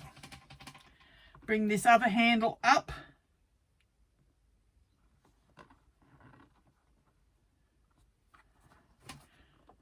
I'm actually not sure I like the positioning of that where I've put the decorative strap.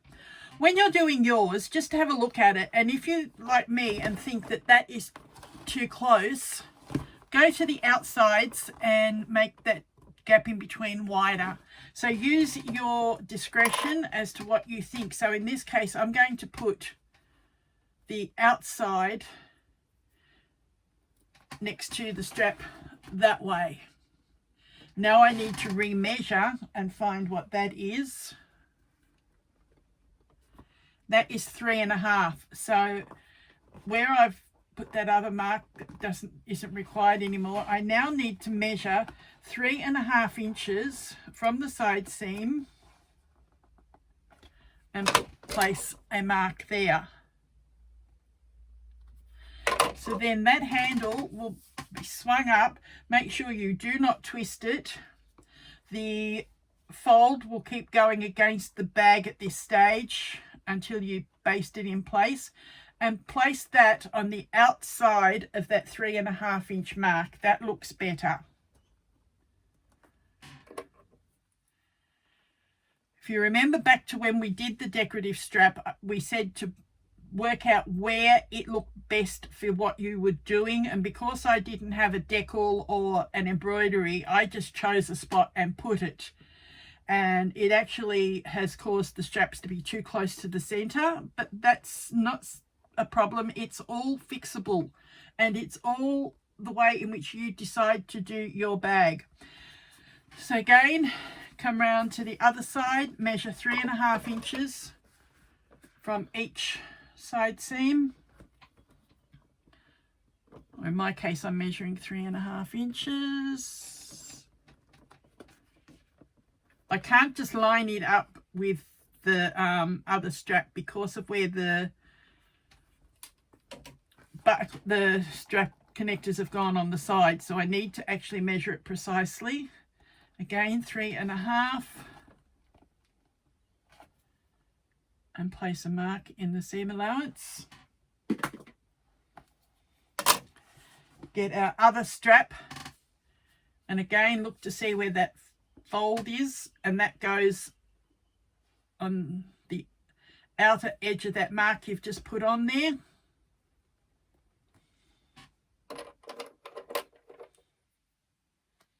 Clip it in place, and again bring your strap up and around, making sure you don't twist that strap. Again, overhang it 1/2 to 3/4 inch. Just it gives more stability in your top seam if you give yourself further that strap can't pull out. If you line it up flush, then it could quite easily pull out on you and be very hard to fix later. All right, so that is both our straps lined up at the same point, front and back. Go ahead and baste them in place on the top of that top band and come back. All right, now what we do is work on our linings. We're going to start off with the slip pocket. I'm just changing back my feet. All right, we need to partially close the bottom seam, right sides together.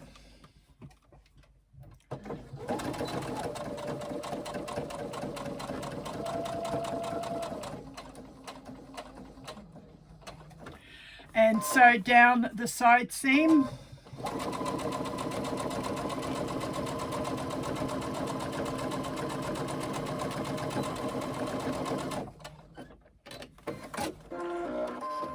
Now we're going to do the same to the other side, but this time I find it easier coming from the top.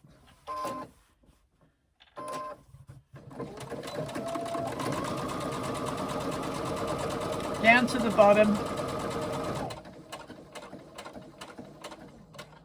Pivot and partially close. Just leave an opening so that you can turn through. Somewhere between 4 to 6 inches. I think I've left more than that, but it doesn't matter. Trim the top corners. Don't cut your seam.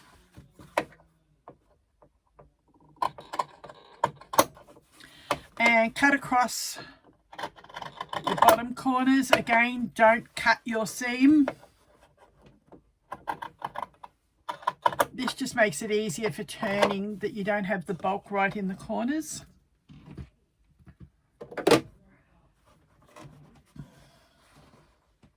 And this is where my little purple thing comes in handy. And where have I put it? I went for lunch and now I can't find anything.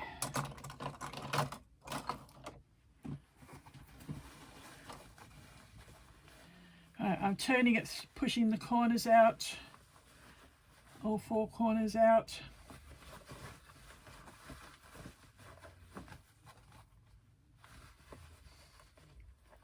The larger the opening, the easier it is to turn, but also more that you've got to close up later. All right, so that's our slip pocket turned. We need to press up this bottom seam and form the closure area.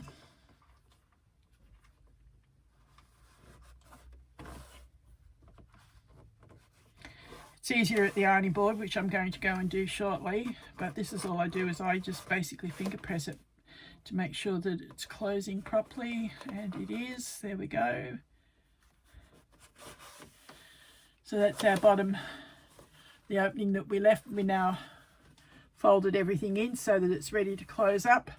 I'm just going to pop a couple of clips on that at the moment to keep it folded up.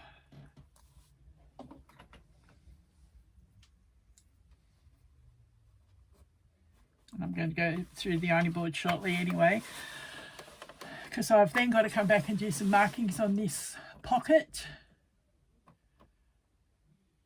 Stitch along the top. Oh, I've got a top stitch along the top folded edge, but again, I'll do that after I've ironed it. Yeah, I think I'm going to have to go through and iron it and come back. All right, next that we're going to do is take one of our lining pieces and find the centers of both the pocket and your lining and line that up 2 inches down. Make sure your edges are the same measurement, and I've put pins in this time because it can be pinned being fabric.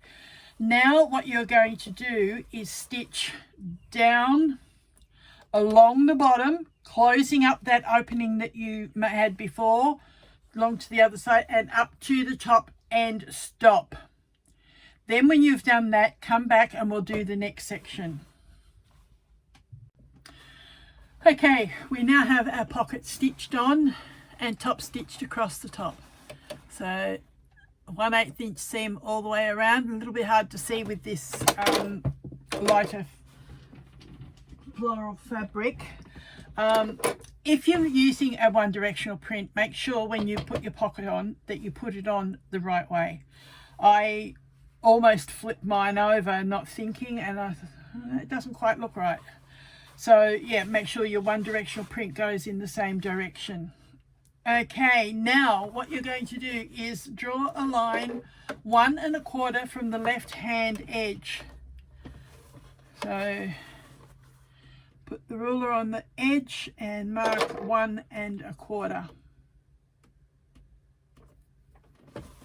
This pen that I'm using is a friction pen that is heat erasable. So again, 1 1/4.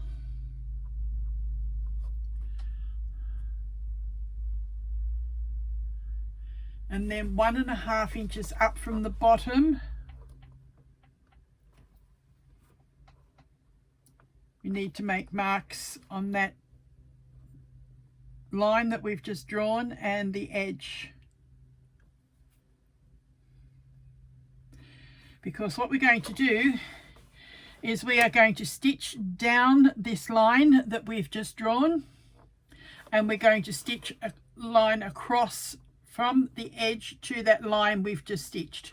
That way, when we go to put a pen into the pocket, I'll use one that I can.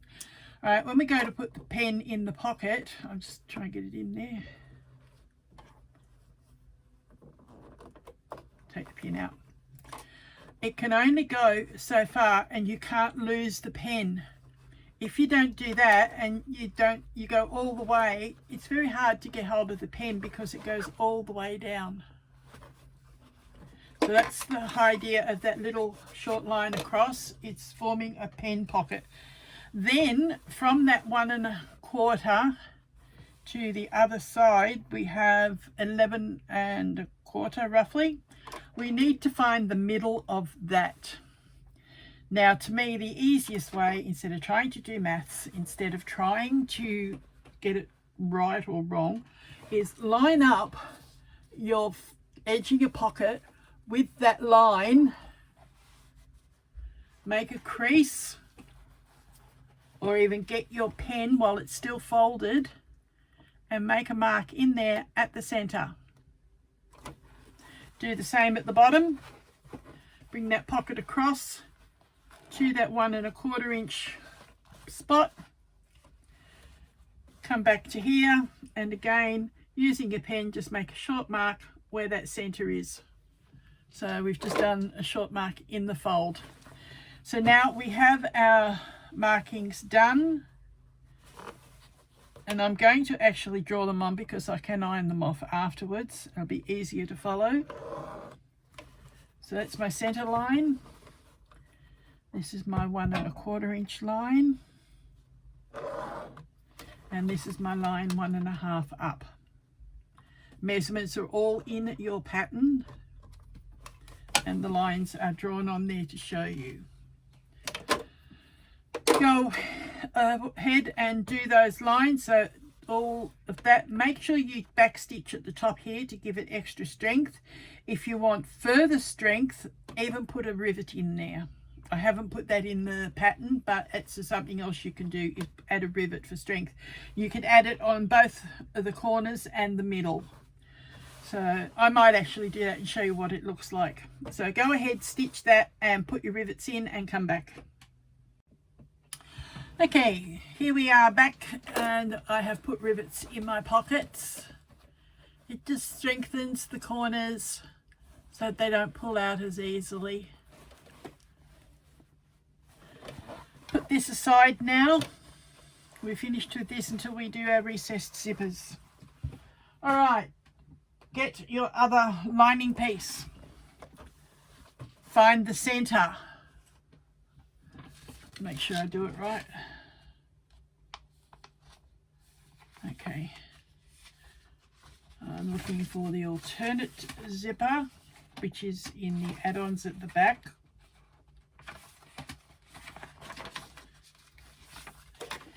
There was an alternate edging in here that you could have put an edging across the top of your slip pocket. I didn't do that on this one.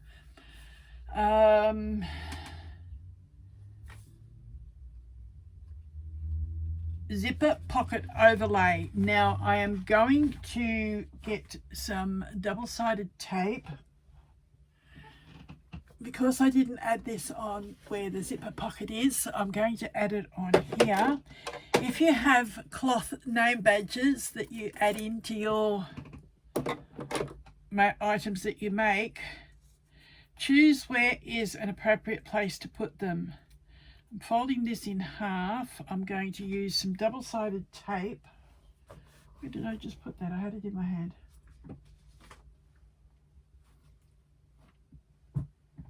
Things are disappearing in this room. I've already lost my purple thing from where I had it before lunch. I know. Oh, there's the tape. All right. I just need short pieces because it's only about 1 inch wide. I just need to put a piece on to hold it together. So I've just put that at the back and top of the label. Peel the backing off, and I can now fold that label up in half, and it will hold it together like that. Holds it nice and firm. Now I'm going to put another little piece on top. Don't need a lot, just enough to hold it in place, because I'm going to put this underneath my overlay. And I'm going to put it along the right hand edge, about quarter to a third of the way across.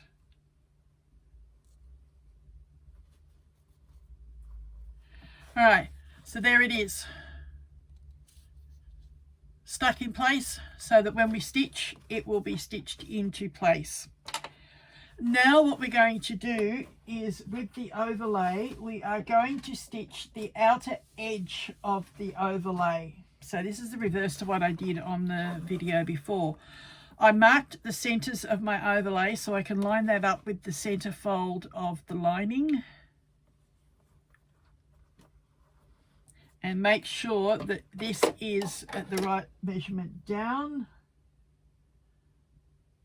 which we didn't put a measurement there. We did 2 inches down before, so we'll try and do around the 2 inch mark again.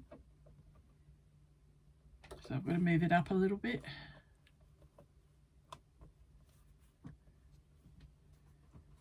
Okay, so it's around the 2 inches and 2 inches.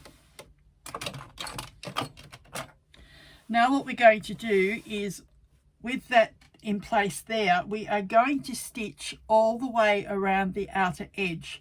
Now again, I do that on my industrial, so I will do that and come back and show you.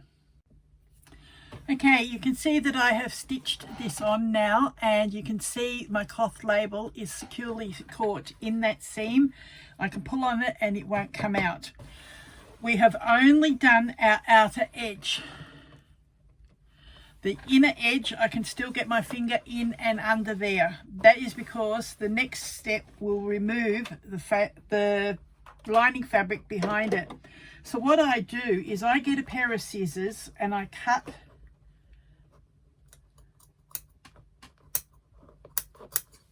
I make a cut in that center of the opening. Now what I'm going to do is cut down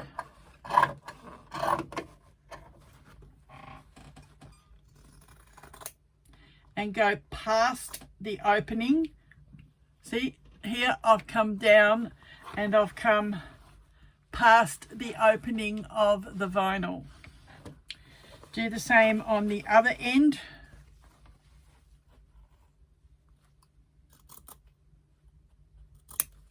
Now we're going to flip it over, and what we're going to do is cut out the enlarged zipper box. We are only cutting on the lining fabric, not on the vinyl at all. The vinyl needs to stay exactly where it is and uncut. See what I'm doing? I'm cutting the fabric away behind, but not as far as what the stitching is. What this does is it actually encloses the edge of the zipper between the fabric and between the zipper box, the overlay. It actually gives you a neater finish for your pocket.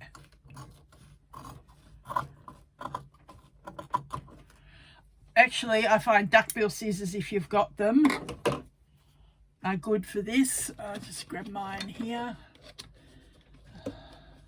Yes, don't remind me label. That's my purple thing label, and I'm annoyed I can't find where it's gone.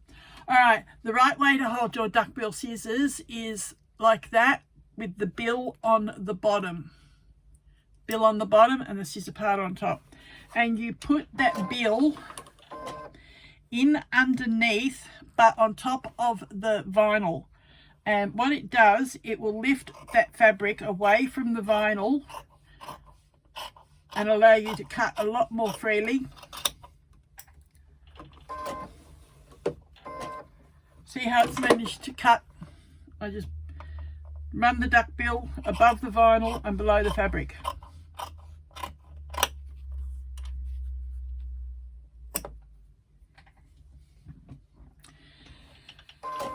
Now we have an opening in which to put our zip. But what we're going to do our zipper a little bit different. We are going to get our pocket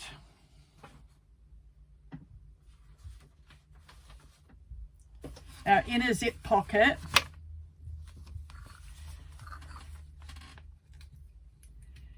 and you cut one on the fold. I've actually cut two for some reason. I must have been thinking ahead of something. We only need the one on the fold. This is the fold. Now what we do is we put our zipper, which I haven't done. Where are we? Oh, underneath all the lining pieces.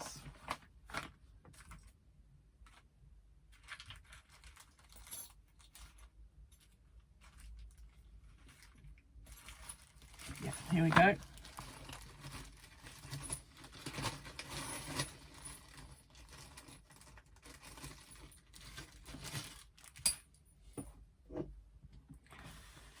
I use a fork. I put my zipper on, the fork facing me, with the rounded part up, the flat part at the bottom. We need a 12.5 inch, no, 12-inch zip here. It's basically the width of what the pocket is.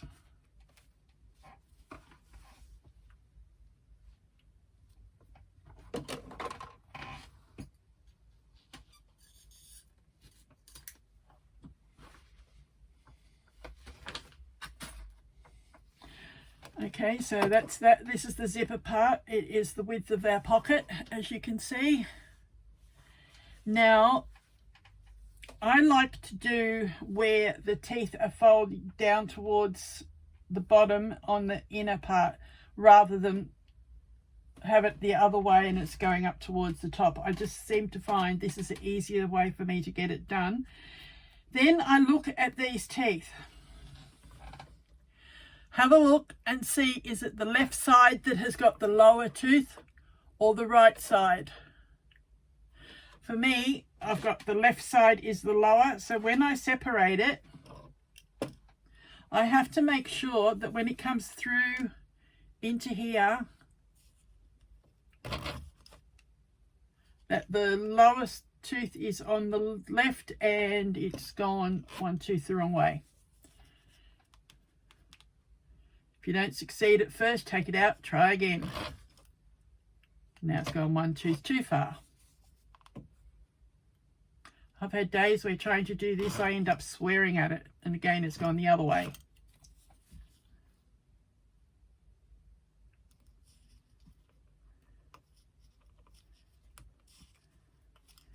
I hate it when the tape starts to fray. All right, now we have it right. We have the left-hand tooth on the bottom. You can see what I mean there. The left-hand tooth is on the bottom. Now pull your zipper up a bit so it's in the middle. Now we are going to lay our zip right side up, pocket,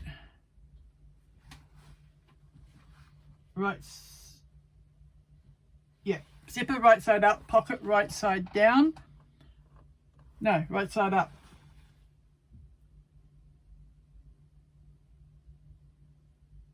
Yes, right side up. So you put that right side up, then the zipper right side up on top of it. I often get confused. I've always got to look at the writing. I've been known to do these and have the pocket, the print has gone onto the outside of the pocket, not the inside of the pocket. Now we just baste the edge of this. Okay, my needles are moved. Hang on a moment.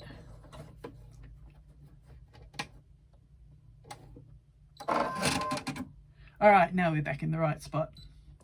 So baste, lining up the zipper edge with the top of the pocket.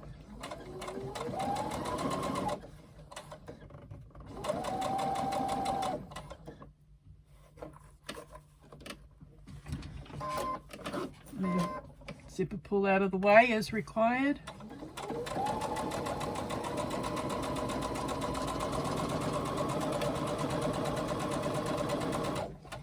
All right, what this method does, I'm going to show you with this one here. When you open up your pocket,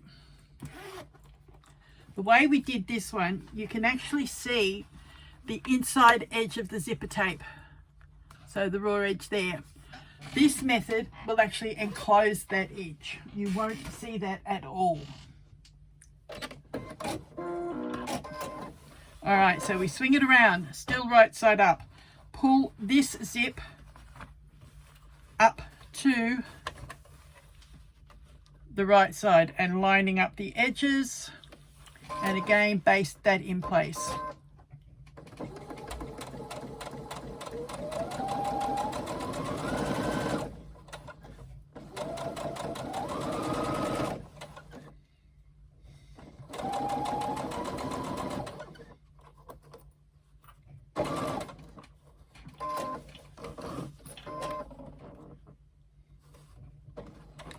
Got to be careful doing this when you move your zipper pull if you go too far, because we haven't locked the edges of the zip.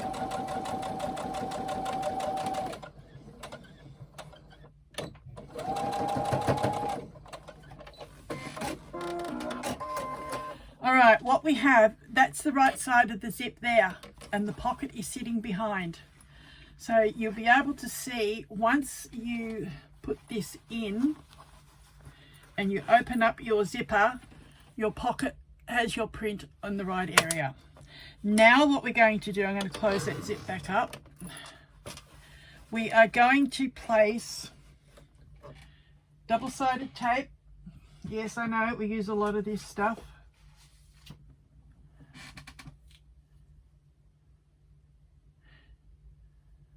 It's the difference between having a bag and a polished bag. Well, that's my opinion on it anyway. Others may differ. Right, zipper tape along the edges where you've just sewn that basting seam.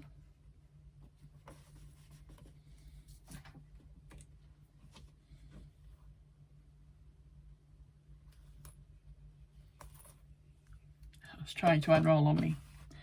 Just got to ease that down to where I want it. And now we're going to do the same on the other edge. This time I'll come from the other direction.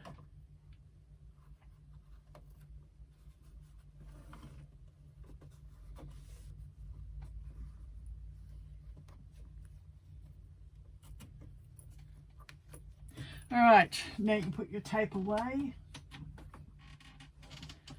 Make sure they are both stuck to your zip. Get your lining piece that we just put aside.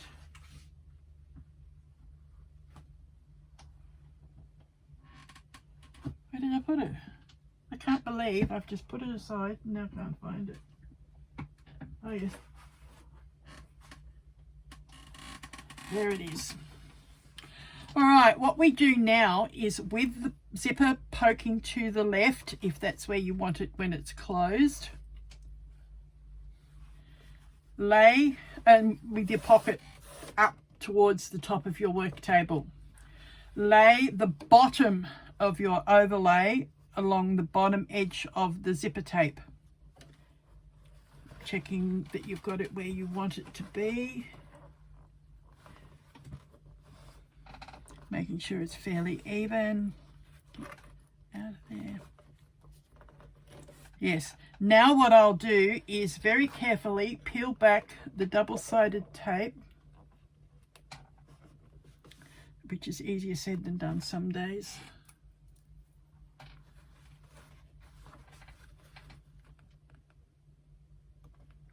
For those that haven't seen any of my other videos, I have what you call axonal polyneuropathy in my hands and arms, and some days my hands just don't want to work properly at all.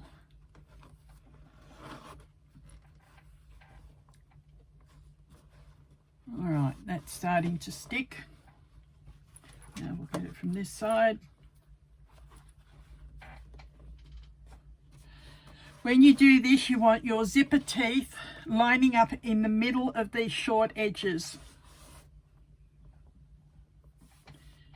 Make sure your zipper pull is out of the way. Now we can flip this back and pull off the zipper, the backing tape on this side of the zipper. Now we can just lay this down evenly, press it in place. Now this is going to be fun if you've never done it before. You need that pocket up towards the top of the lining piece. We are going to stitch just the bottom opening across the bottom of this, and we need to come one stitch either end of that short piece. So start at one stitch past, stitch along and stop one stitch past, and then pull your threads through and come back.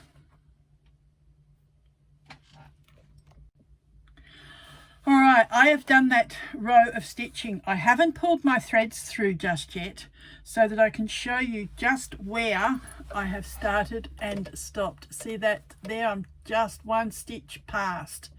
Now I can pull those threads through. get them out of the way.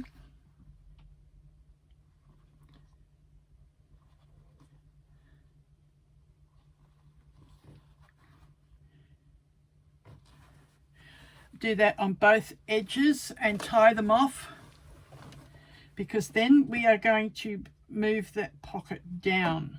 I'll just quickly tie these off and clip them.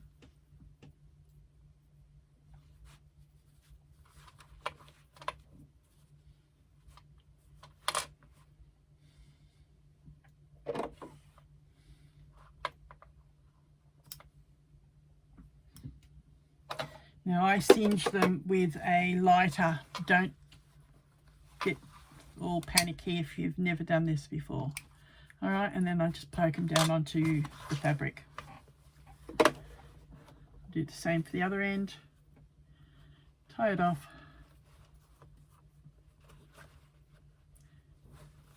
Some people are a bit afraid of the naked flame, so they get an electronic singer.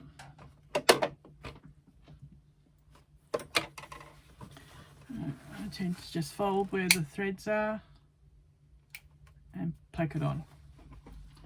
Yes, I have burnt myself before today.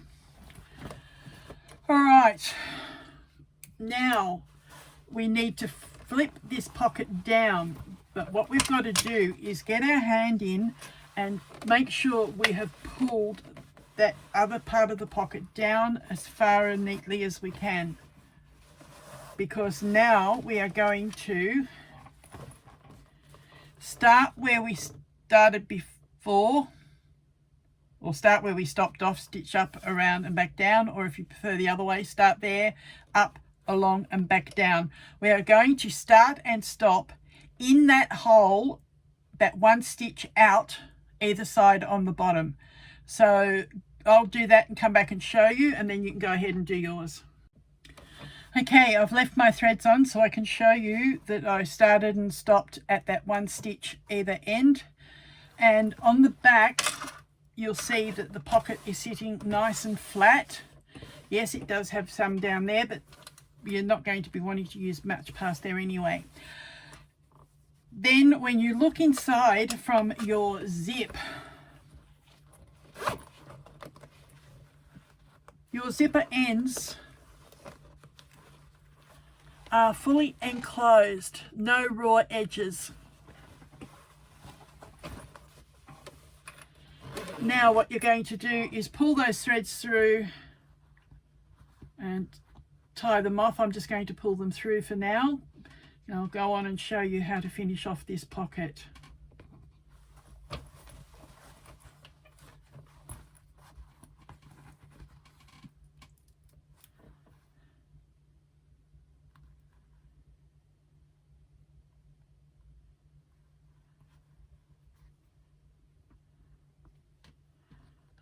Come on, not working. Wrong thread, wrong loop.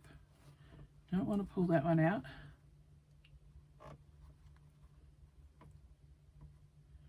And the thread is trying to split on me.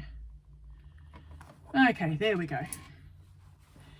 All right, now what we're going to do is flip your lining this way and flip this back from the edge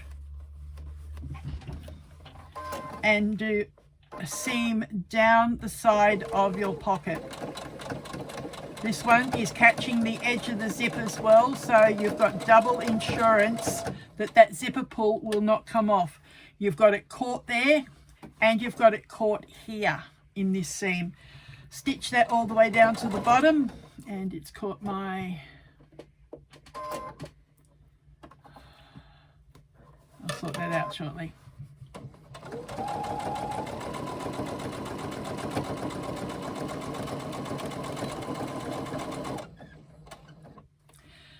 Okay, if you are going to be doing a bag where you're turning through the pocket, this particular pocket you would leave the opening in the bottom of the pocket, but we can close this up because we're actually doing ours through the bottom of the lining.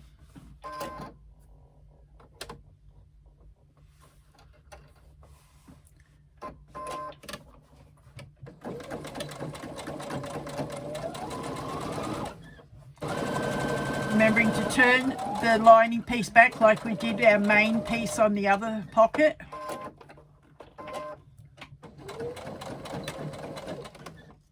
Come on, it's hit the sticky tape and not wanting to feed properly. I always like to go 2 or 3 times across the zip to make sure that the pull cannot come off. Now all that's left to do is finish off those ends that I didn't do before. There we go, there you're able. And you're lining this side with your zipper pocket and overlay is done. Open your pocket up, the edges are sewn, you can't put your hand through, and you've got the bottom there. If you decided you wanted to be able to hide the closure of your lining, you could have the bottom of this pocket open and then stitch it up afterwards, but for this bag there's plenty there. I'm just going to turn it through the lining, and actually I think I might have done a drop-in lining for one of mine. I might show you both. Anyway, let's take another break and come back. Okay, now we're going to start work with the zip for our recessed zipper. Start off, I like to put an end on my zip so that it doesn't allow the zipper pull to come off. I start by folding the tape behind the teeth so that it's as narrow as I can get it. Then I get my little zipper pull end and I put a little bit of glue onto the tape.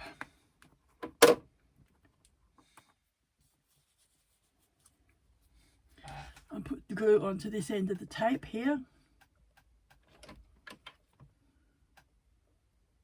Don't need a lot, just enough to catch it into the zipper end.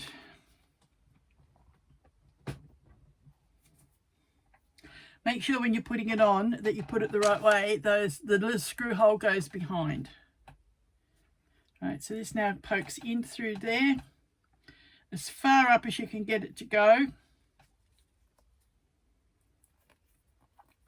Then some people like to poke a hole. I'm going to do that. I don't normally worry about doing the hole, but I will do it. Right, they get a little awl, and poke into there as far as they can.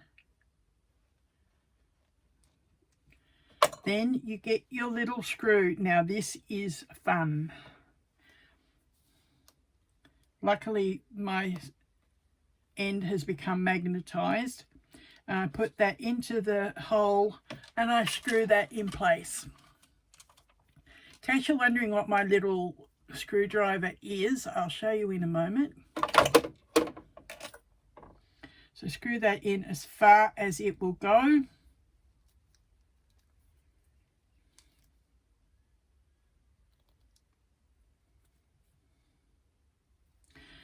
This is called a teeny turner. It has all different shaped bits that go up into there. All right, so now we have the end on our zipper tape. So now if we bring the pull down, it can't go any further and cannot pull off on us. Coming up this way, we are now working with the top of the tape, and what we do here will stop it from coming off as well. You need to mark 3/4 of an inch down on the zipper tape. Then you need to pinch it at it and bring it to an angle. So I pinch at that 3/4 inch mark and I swing that up to the teeth. Then needle and cotton and catch the edge that you've folded up in place.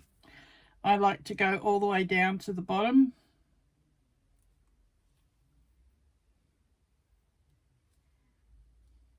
The area that I'm hand stitching is our seam allowance area anyway, so it will not be seen. Doesn't matter if you're messy, so long as it does the job. And if you're not quite sure, come back up and take a couple of little tiny stitches in the top there.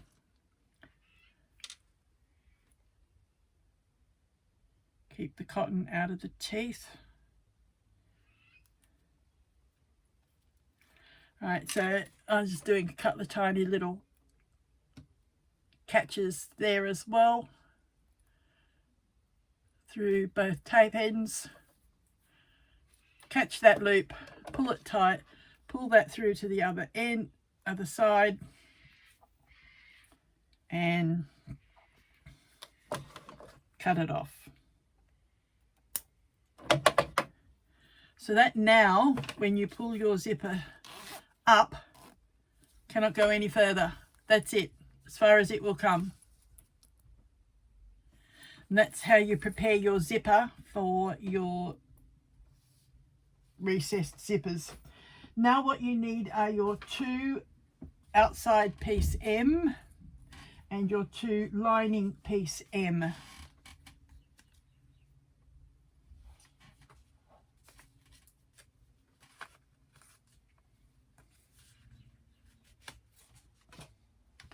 Get the bits and pieces out of the way so we can work more clearly again. I still don't know where I've put that purple thing. It's going to bug me.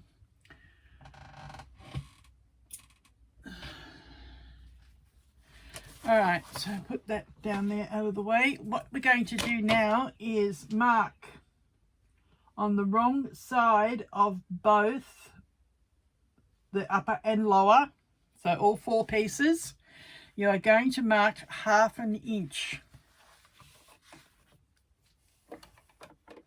So line up and mark 1/2 inch. That's why I like this ruler so much. It's got central lines on it as well as the cross lines, and it is brilliant for marking seam allowances and everything. And that's gone crooked because I was 1/2 inch up there but not quite 1/2 inch down there. All right, and again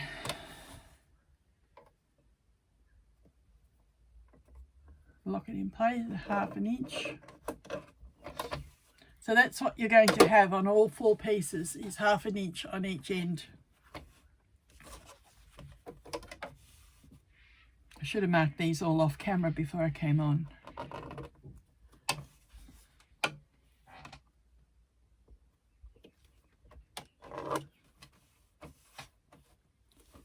And same to the upper pieces.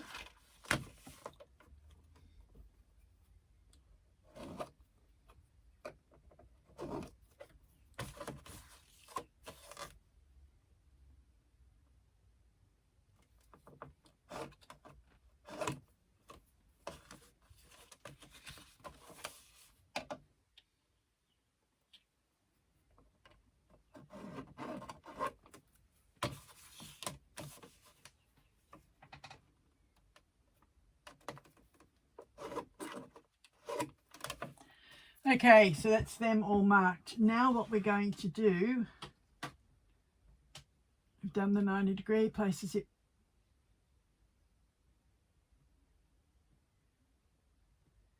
on the outer edges.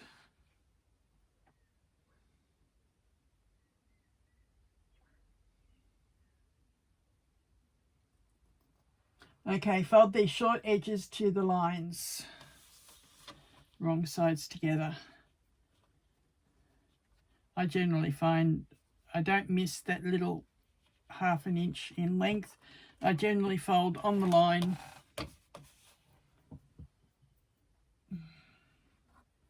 Again, I use my trusty tape.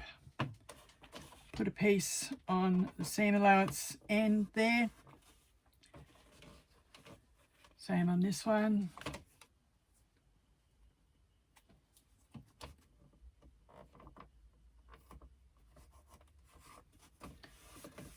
Same on the fabric. Helps hold it in place. You find sometimes the fabric may separate from your interfacing. If it does and you haven't started stitching, just go back to the iron and stick it down again. Alright, so it's 3 done. No, not quite.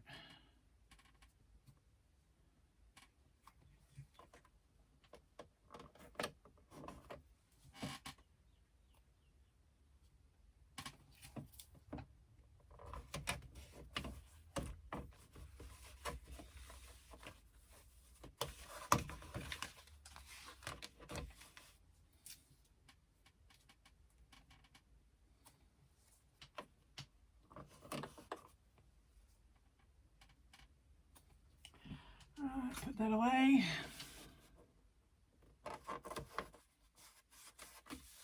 Alright, so fold those up.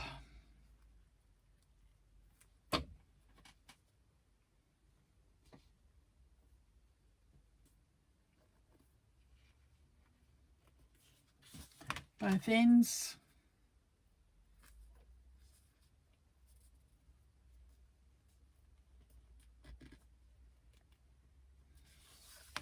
So that's what we're doing, is folding both ends up. Do it to all 4 pieces.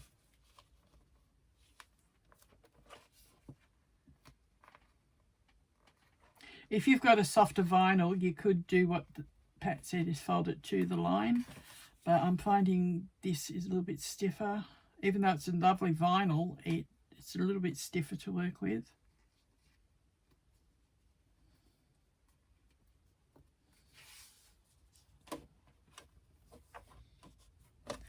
Do the same with the fabric.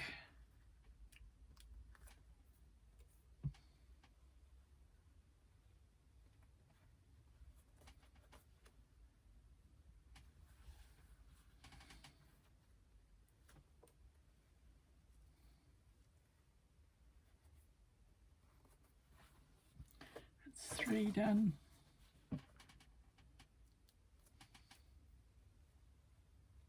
What I'm doing is actually putting my thumbnail at the line so that when I start folding over, I fold to my thumb like that.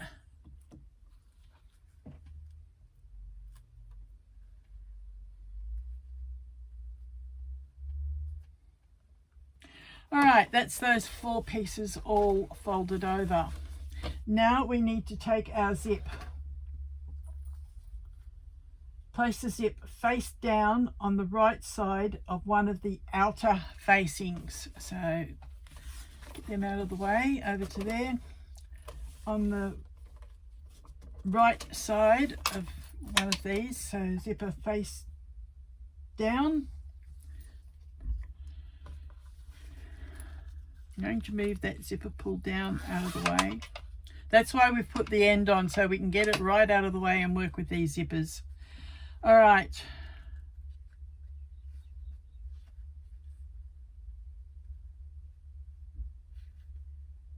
Helps if I work from the right end, don't I?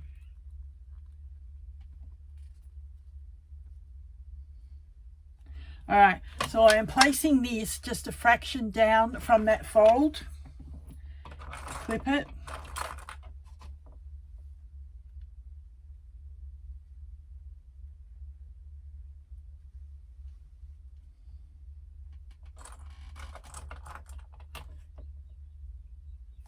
I'm just clipping along the edge to hold it.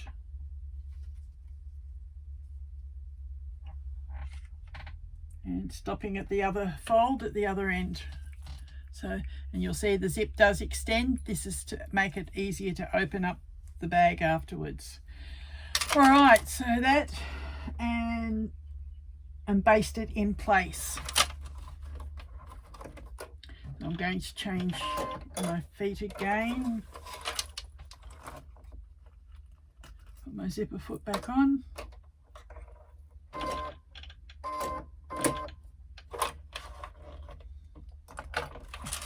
Right, and basting in place just on the edge of that.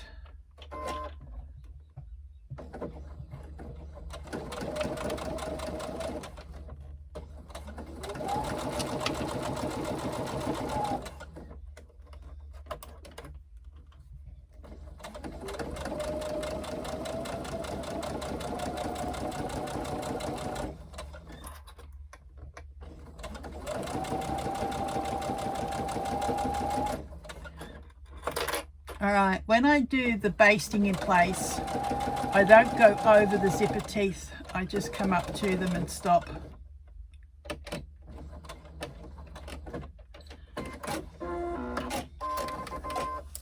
Then we are going to get one of our lining pieces and we are going to stitch that face down onto what we've just done, and make sure that it is even and not overhanging. Okay, that's what's happened there. I knew something didn't quite look right. Be careful when you're doing that, that your fold over pieces don't move on you. That's what's just happened with mine. I'll just unpick that bit, it won't hurt, it's only the basting. All right, now I can fold that back to where it should be. Line that up. Now it's going level. I'm going to actually clip that just behind the zip. So just behind the zip I've clipped it. Now we are going to line up the edges of that down the zip. So now it is wrong side of zip to the right side of the facing.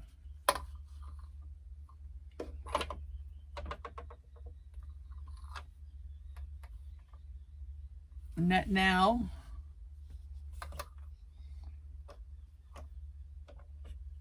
has measured exactly. That's good. All right, now we are going to do our seam allowance down the length of the two pieces with the zipper enclosed.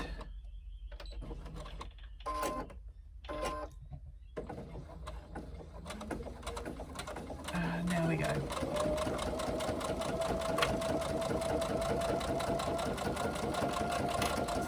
Probably about 1/4 of an inch this seam, or just over. I guess it depends too on how wide your zipper tape is.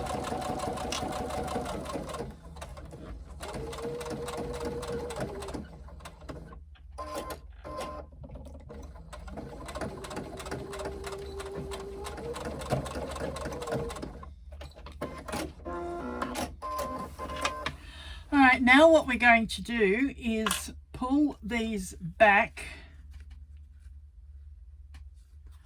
We're going to pull the facing back, finger press it.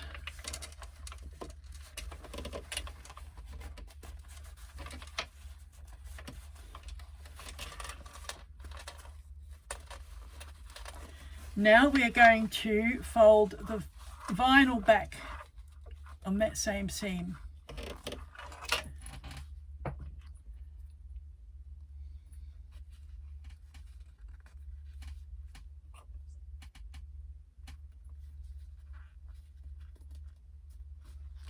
Right, fold that back, and we're going to line up our edges of the facing and the vinyl, the raw edges.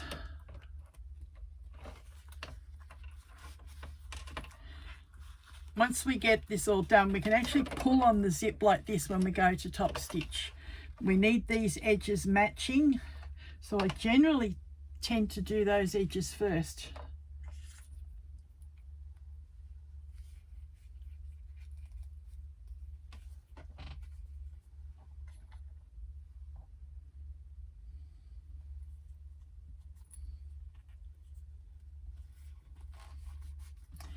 All right, I'm going to do this on the industrial, and I'll come back and show you what it looks like finished.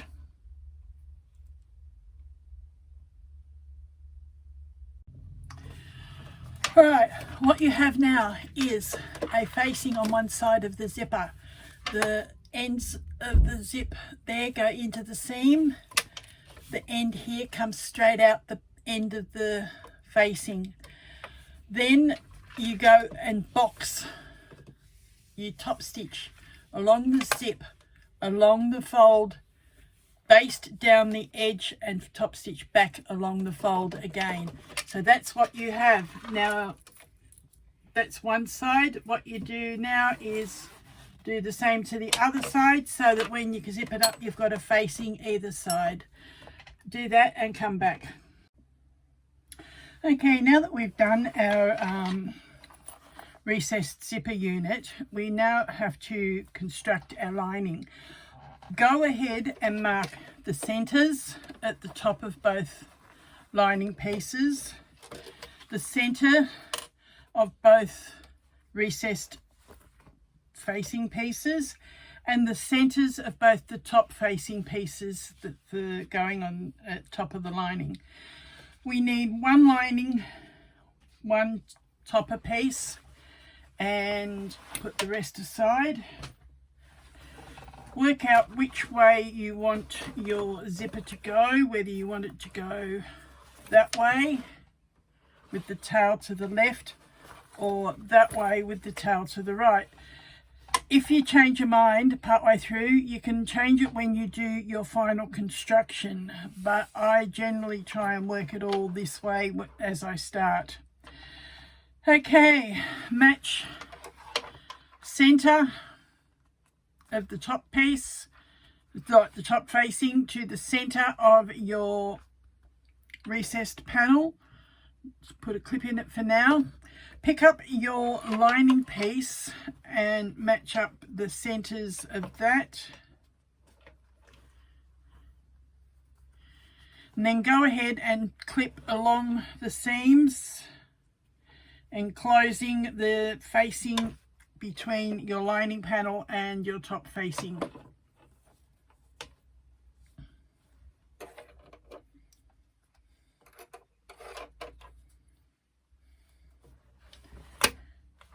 Same again this inch.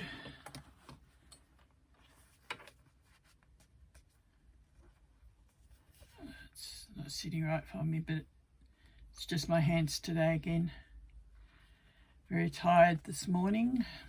I got woken up a lot earlier than expected, and as a result, today is a bit lagging by now.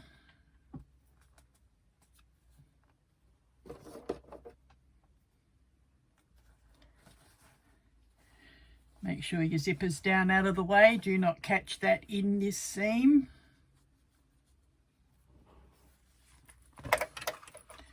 I'm going to actually take a clip and clip my zipper down to the other piece of the facing so that it's out of the way. All right, now that keeps the zipper out of the way. Change feet on the machine. We no longer need the zipper foot on there. Put our regular foot back on.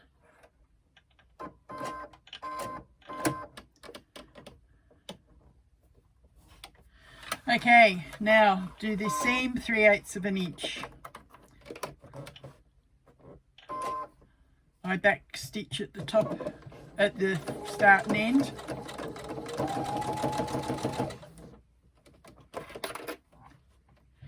Remember, you come up over this jump, you may need a hump jumper.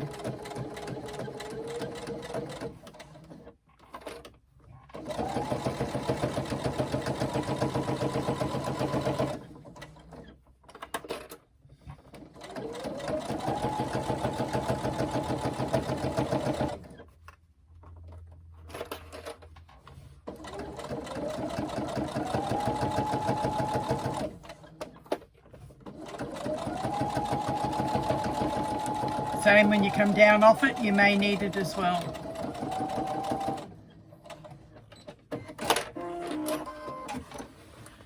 Okay, now we have this. We are going to do our top stitching this time with our seam coming down towards the lining panel. So press that all down nice and even, finger press it, and then do your top stitching 1/8 of an inch along the top of the lining panel. I'll be back when I do it on the industrial.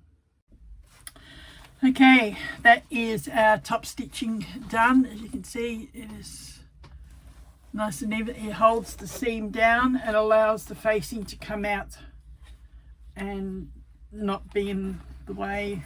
I don't know, it just seems to sit better that way.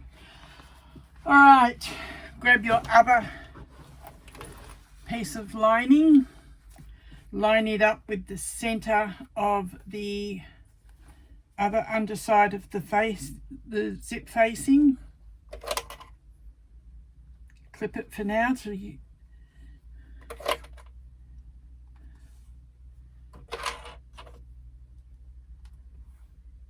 we need to move the zip out of the way this time because it's already been sewn that way, so we need to clip it to the other part of the lining out of the way. You might find areas that work better for you, but do whatever you need to keep that zipper from getting in the way. Again, I'm just clipping along as I go.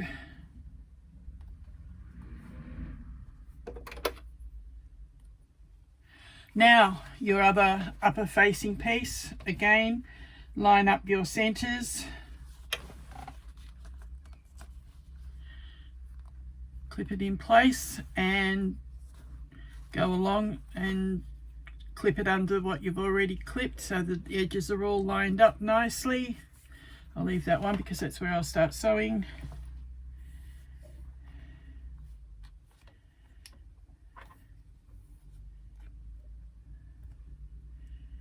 Okay, and that's as far as I need to clip. All right, and again, 3/8 of an inch seam.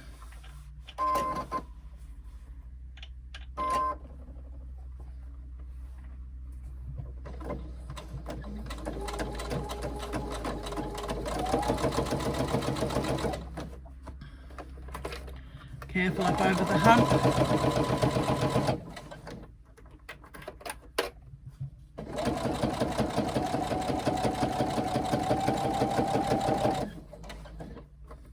When I first started making bags, I would draw on my seam allowances. Sometimes I still do in certain areas, but this piece of tape on the bed of my sewing machine has come in super handy.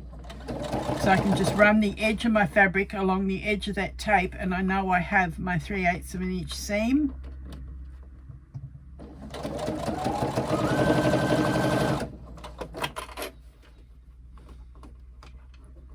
That's why I'm pulling and whatever to keep it level with the tape so that I know that the seam allowance is sewing correctly.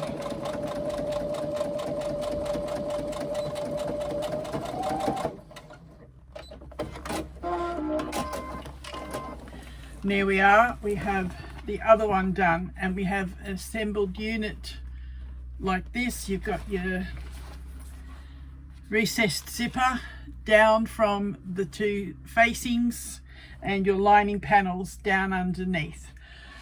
I will be back in a moment when I top stitch this and show you what we're going to do for the rest of the construction.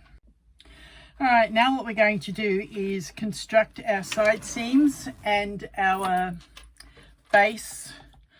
If you are opening the bottom of your zipper to be able to turn through that instead of the base, make sure that you have opened the bottom of this pocket. We have folded it there at the moment. It is a folded pocket, but you can open the bottom of that and have that for your turning area, which if you're doing the fully structured, I would suggest you do that because that is the widest area that we can get to turn through. Alternately, you can leave a gap in your base seam, which is what I'm going to do here now, or you can do a drop-in lining. I am going to do a sample of that on a smaller scale later and show you that so you can make your choice. But if you are doing the pocket turning or the base turning, make sure your zipper pocket is open for the zipper turning, like that, so that you can get through, and make sure your recessed zipper is open so that you've got as big an area to get through as you can. What we need to do is sew up our side seams. matching that seam there at the where that is, and for some reason this is a little bit out. I will fix it up and amend it. When you've been sewing a long time, you learn how to fudge things, as I call it, and know whether it's going to affect things. I may have cut it a little bit wrong when I cut it. Hand cutting, you can get this slight deviation, sorry, and can cause what's happened to me here. But I'm just going to trim.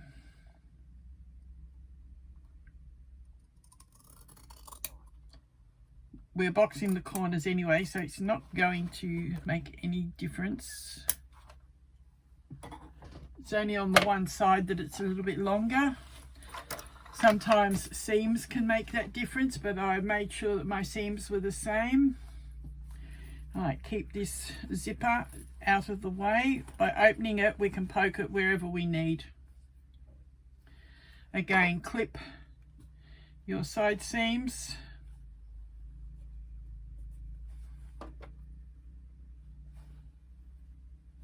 This time it's not out as much, so it's the way I cut it.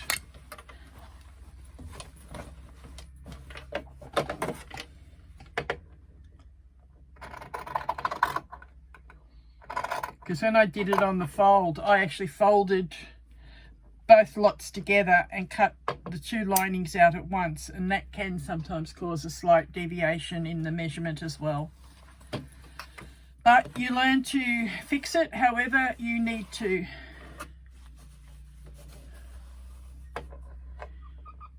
When you've been sewing for 50 odd years, you know what you can alter and what you can't alter. If you're new to sewing and new to bag making, try and be as accurate as you can in cutting out so that you don't have this happen. Being my pattern, I know what I can do to it as well. All right, so I am going to do my little short seams here at the base while I'm at it. I'm just going to sew about 1.5 to 2 inches on either side. Back stitch at that area because you're going to be doing some force on the seam later on when you turn. So you need to make sure that the stitching's not going to tear on you. And do the same to the other side base. I'm going to flip it over so that I can get at it easier.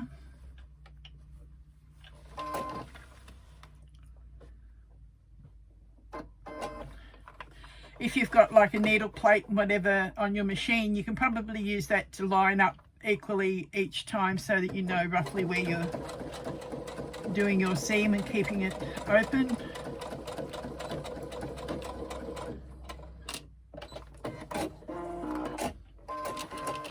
Alright, so I have sewn my two bits at the edge and I've got my opening through which I am going to turn. Now I'm going to sew both side seams, making sure I keep pockets and zips out of the way. Again, 3/8 inch seams.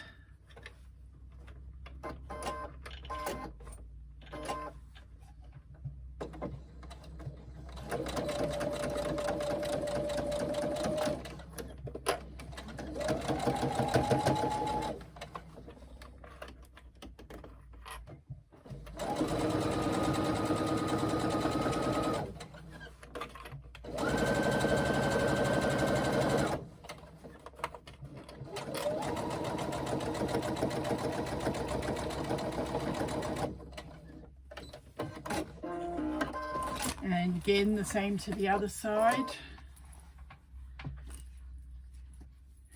Keeping that zip right out of the way so you don't catch it. I've poked the zip right back down here.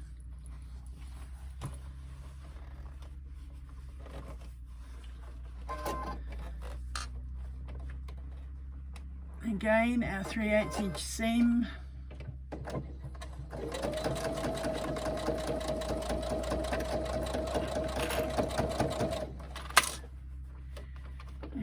stitch all the way down.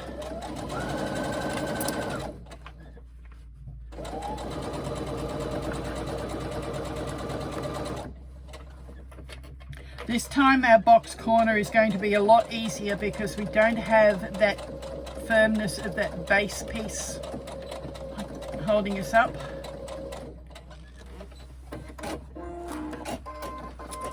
This time all we've got to do is flatten out these side seams.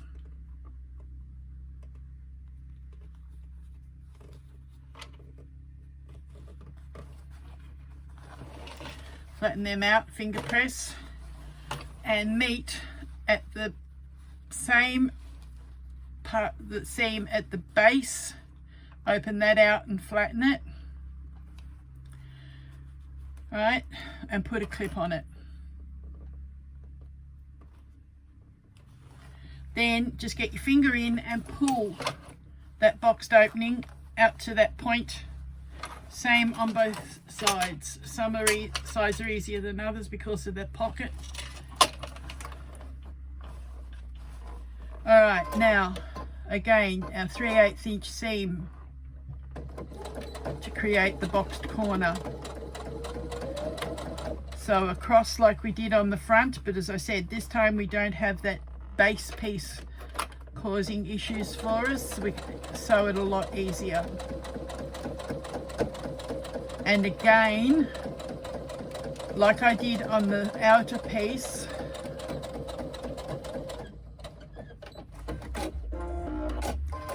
I'm going to sew that second seam right next to it.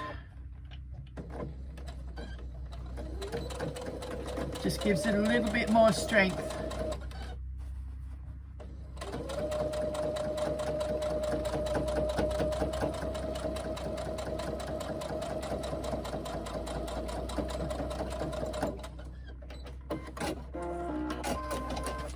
Alright, hard to see because it's white on white, but there is the two seams side by side, and we've matched the base seam and the side seam there together. Go ahead and do that to the other side and collect your outer and lining piece and meet me back here.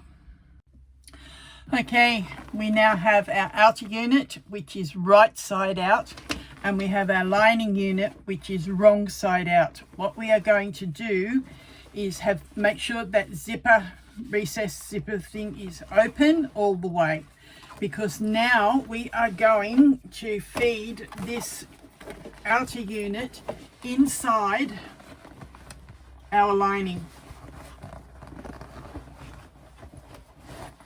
I do it this way because then you can just grab hold of this outer unit and pull it through the opening of the lining and pull the lining up, and it's a lot easier to do.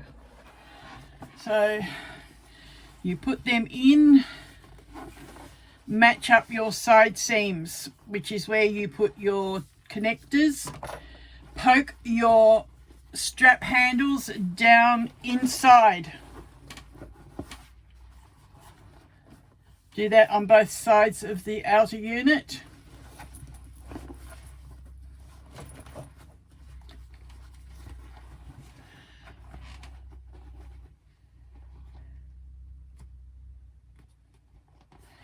Open up this side seam on the lining and match it to the center point of where you've put your strap connectors. You just might have to angle it and look down on it to see that you're lining it up together. That looks like about it. Put a clip either side of your strap connector, because you're not going to be able to get onto that seam to hold it flat. If you want, you could possibly use a little bit of double-sided tape. I'm just going to try that, if I've left the tape where I can get at it. Yes, I have. All right, so you just need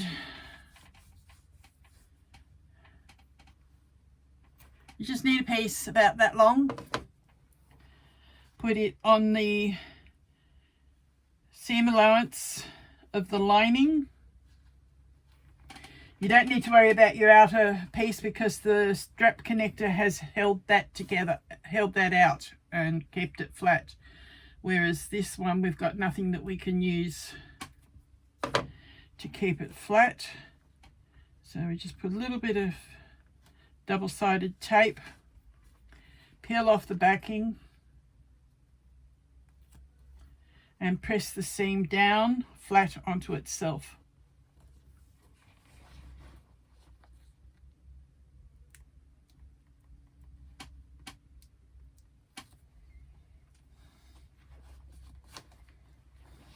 Okay, see what I've done? I've pressed it down flat on itself with some double-sided tape. That will hold it in place. Do that on both sides.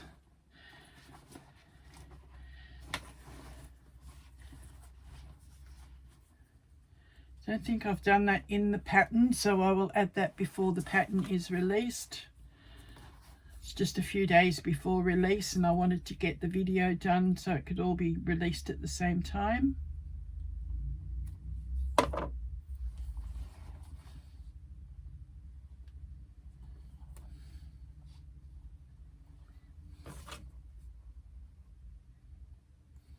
Now, we were talking about cutting out before. If you have a cutting machine, be it a Cricut, a Silhouette or a Scan and Cut, your pattern purchase has included the cutting files for the pieces that will fit. Mostly it's on a 12 by 24 inch mat. So if you don't have that 12 by 24 inch mat, you may need to purchase one or not use the SVG files. There is also a print copy for poster print. I didn't get that. Could you try again? For poster prints, and also a projector file for those of you who like to use a projector for sewing. Sorry, I'm still not sure about that. Go away, Siri. Okay. It's the only time she's behaves herself when you tell her to go away.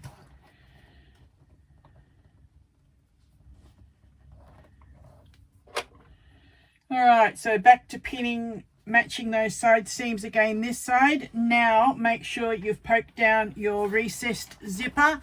Poke that down in there. Your handles are down inside, and match the centers of those two upper bands.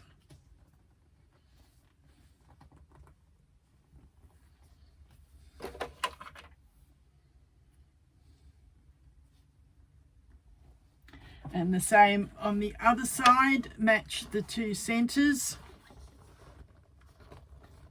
This is why we've put our center markings on, so that we know where we're matching.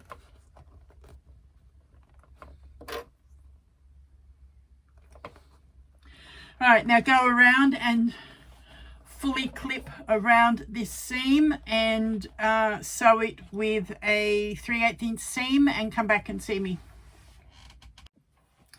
Alright, once you've sewn all around the top and joined it together, now is time to berth it through your opening, whether it be your base or through your zipper pocket, or you've done a drop-in lining.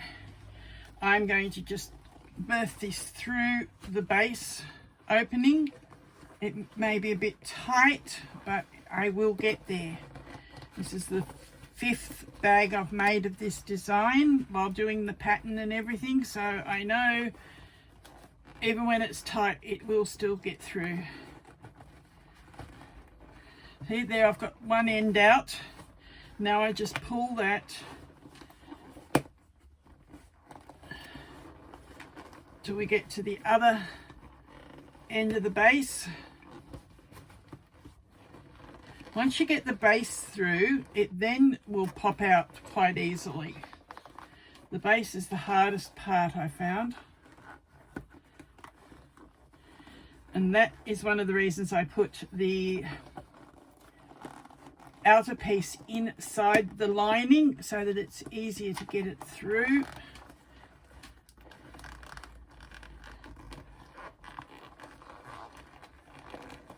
Okay, now that I've got that, I'm now going to just slide. See, I've got this all through now.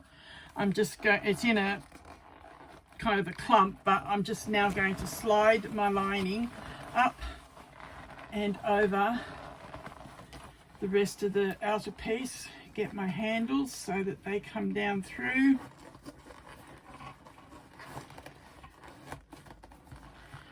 The handles from this other side. Just be careful of your buckle decorative strap area that you don't tear that out of place. I'd hate for you to have gone all that work and then do something stupid like that. That's something I would do. No, I haven't done it, but it is something I would do. See, it's now coming a lot easier now that I've got the worst of it through. It just seems to all of a sudden just want to pull right through.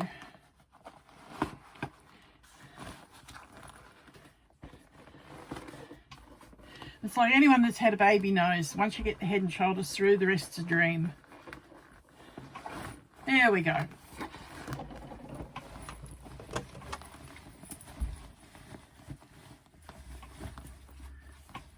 Now, all I've got left to do, because I haven't burst through the pocket, all I've got to do is close up my bottom seam and poke my lining back into my outer piece. I'm just got to poke my 3/8 inch seam. I didn't bother ironing it because birthing it ruins it anyway. Pulls it all out of proportion and creases. Okay, so 3/8 of an inch seam, finger press down all the way through that opening, and the same on the other side of it.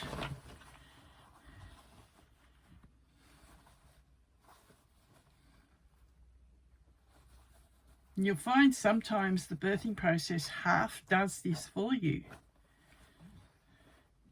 It's just that one little area there that I've got to maneuver. There we go. And now, holding where you joined before, make the opening sit against itself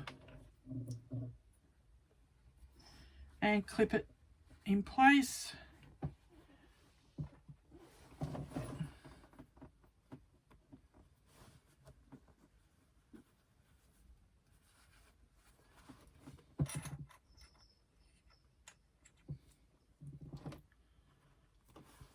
Till you get to the other end. Then I'm going to try and maneuver all this so you can see what I'm doing. I now just have this base seam to close up. I just do an edge stitch across it, like a 1/8 seam or even less.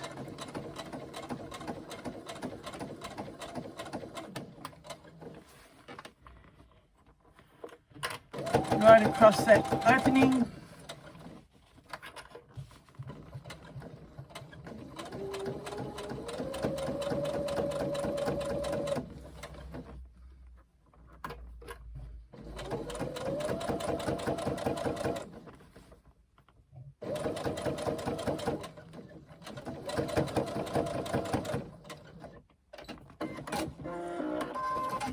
Alright, so that is my seam closed up, and I have one thing left to do, or two actually, after I trim these threads.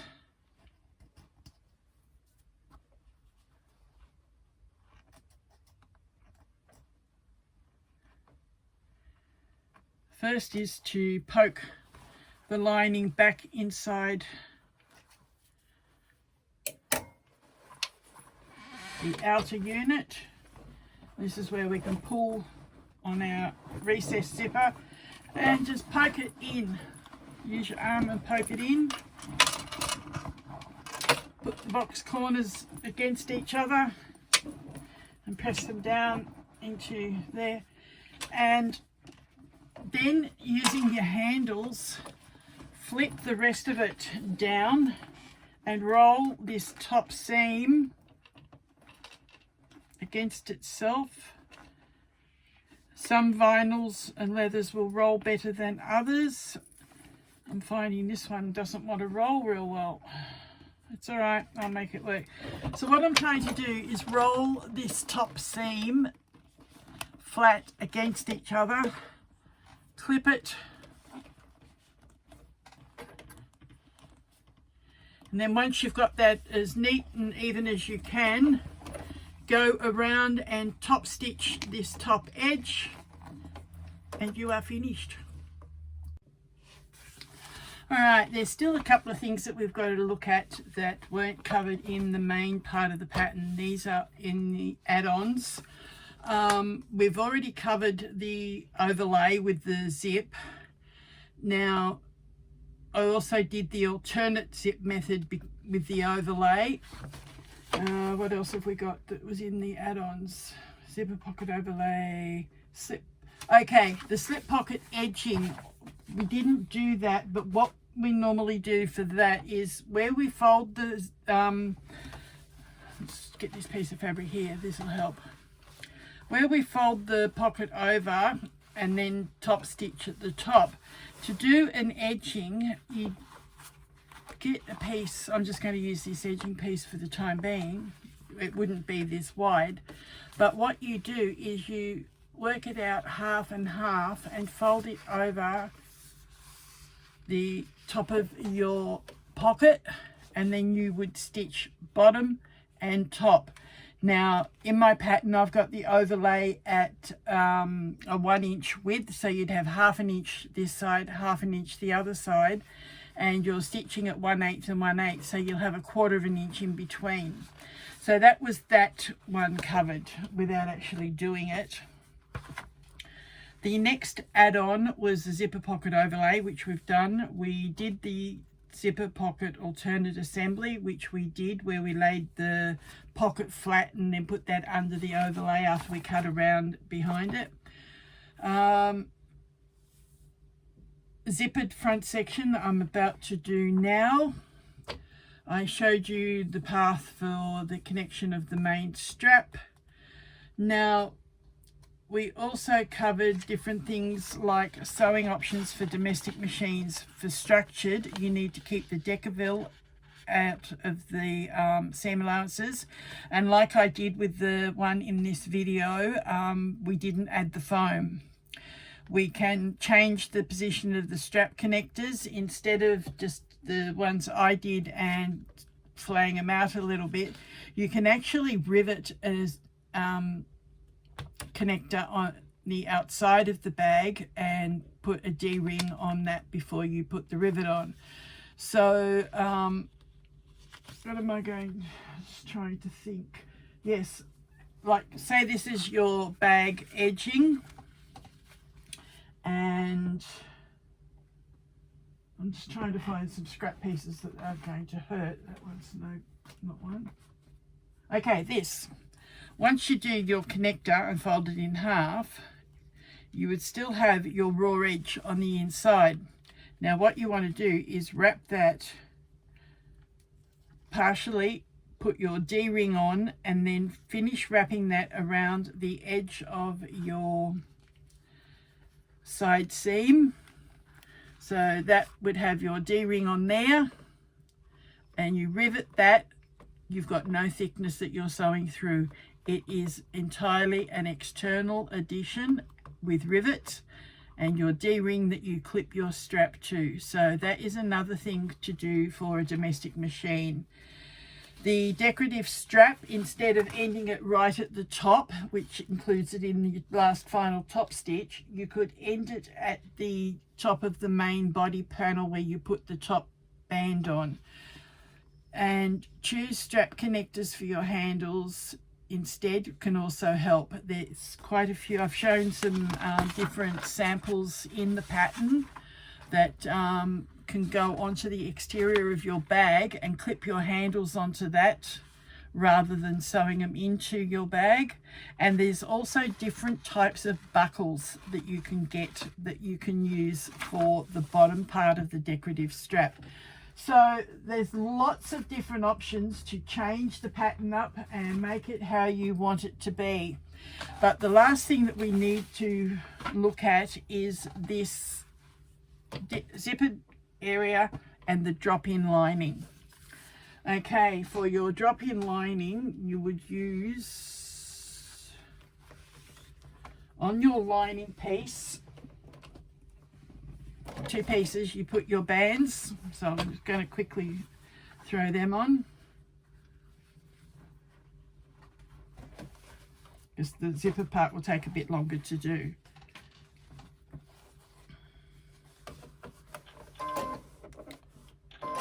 I'm basically doing a mock-up bag to show you the drop-in lining.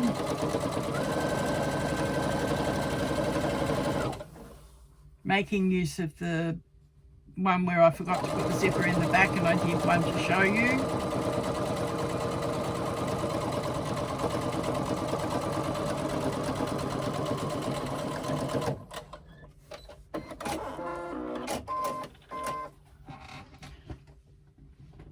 Right, so that is what you would have for your lining, is your lining piece with your pockets or whatever you decide to have, top stitch and everything. And you could put your recessed zipper in if you want, or you needn't put your recessed zipper. Both will work. For this mock-up, I'm not worrying about a recessed zipper. And on this band, you would draw a line on the back. Where's my ruler gone? Under there. Draw a line 1 inch down on your facing on your band piece.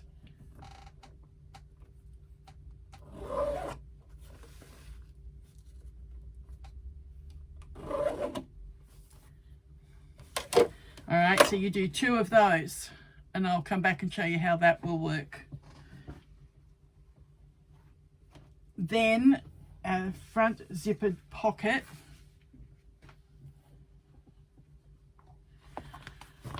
I've added a decal.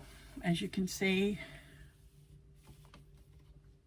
there is a couple of cats sitting on a moon with some stars. Now, I don't know how well this decal's going to show once I go outside with this piece, because this is actually a UV fabric that turns purple. Okay, the zippered front, we use an 18-inch piece of zip. Where's that disappeared to? On the floor. You only use one side of the zip.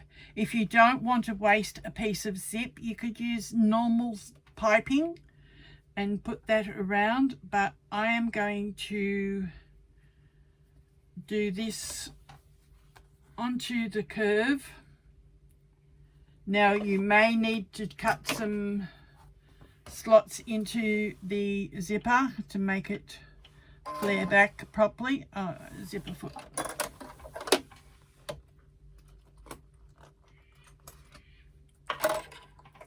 I wanted to give you a pattern that had a lot of different options that you can mix and match and make it your own.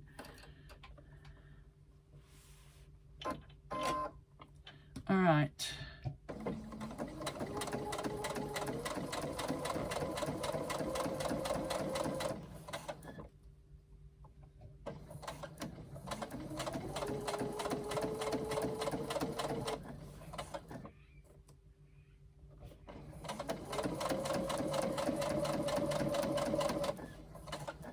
I'm sewing this face down so that when we put the other piece on and turn it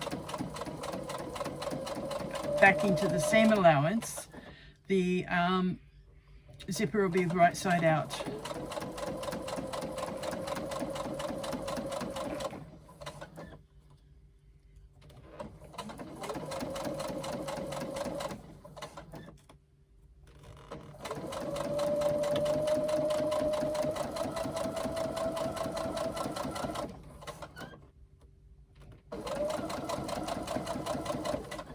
All right, in the pattern I've said 18 inches for the zip. It actually looks like we could get away with about 16 inches. Yeah, 16 inches would work.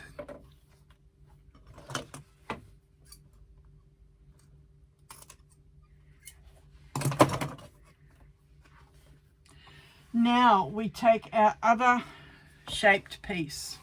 This is where the fun starts. This one does need to be snipped. You need to snip it all the way around the curve, but only within the seam allowance area. All right, so what I'm doing is I'm just doing some snips. Seam allowance is 3/8, so I'm doing snips about 1/4 inch in.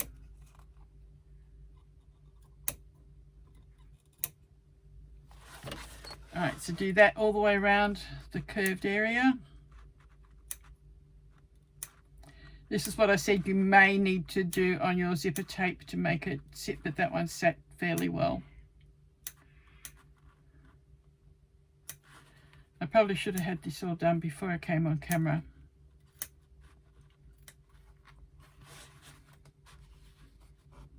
Anyone that's done dressmaking will know that you do a curved seam, you need to snip your seams.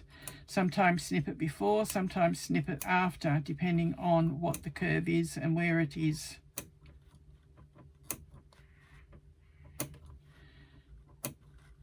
And you'll find there's bag patterns out there that have got curved handle areas. You probably need to do this there as well. I know I've tested a few bags that I've had to snip seams in.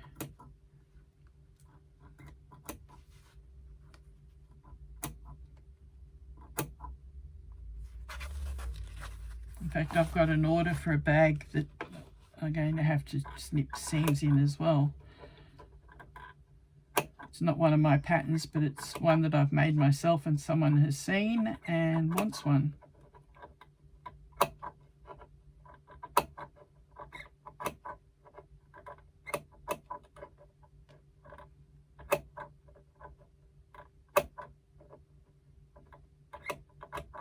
And the last one.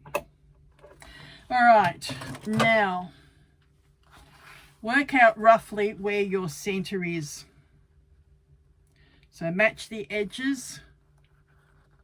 Careful not to flare it out too much because you've snipped it, but work out where your center is. In fact, there's a snip at the center, so I'm going to actually make that a V. Come back with it the other way. See where I now have a V cut rather than the normal snips? That way I know that one's the center. Find the center on here. Fold it right sides together is the best way to get the center on this one. Again, I'm going to do a little V cut like that. Now I match right sides together at the V cut. So I match those V's.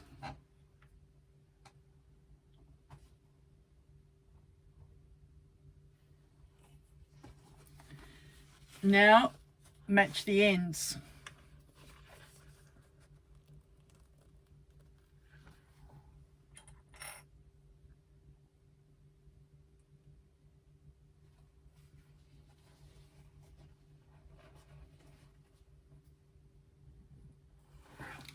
All right, now match the other end. You can see how you need those snips to make it curve around.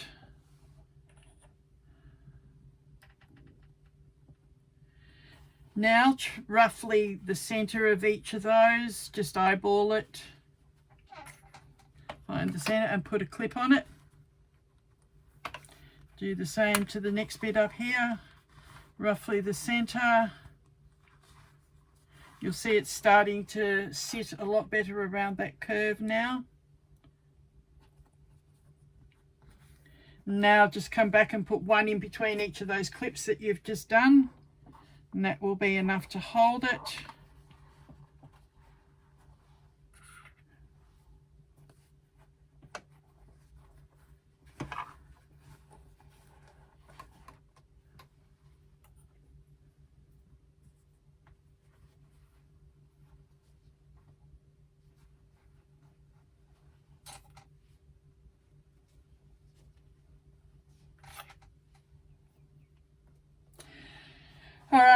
now I want to try and stitch on the exact same line that I stitched before. So I'm stitching from the side of my arc. All right, match that seam line. And that moved on me when I moved that out. I'm going to put that clip there. That'll hold it better. No, it's still trying to move. All right, just be patient with this little end that's only narrow.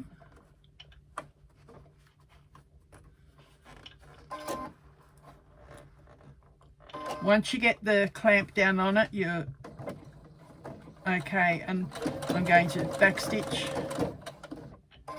get the foot up over the edge there. And now I'm going to keep stitching around on this line that I stitched before.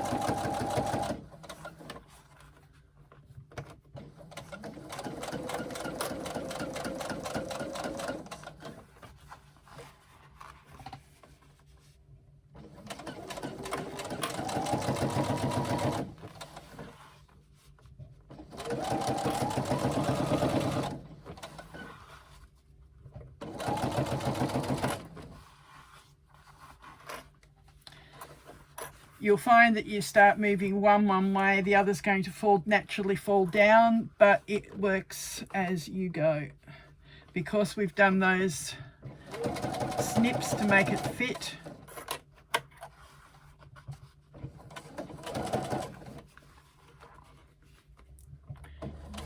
you get eventually the feel of how you've got to maneuver it to make it sit right. And eventually you'll get to the point when you're near the end here where it will sit flat.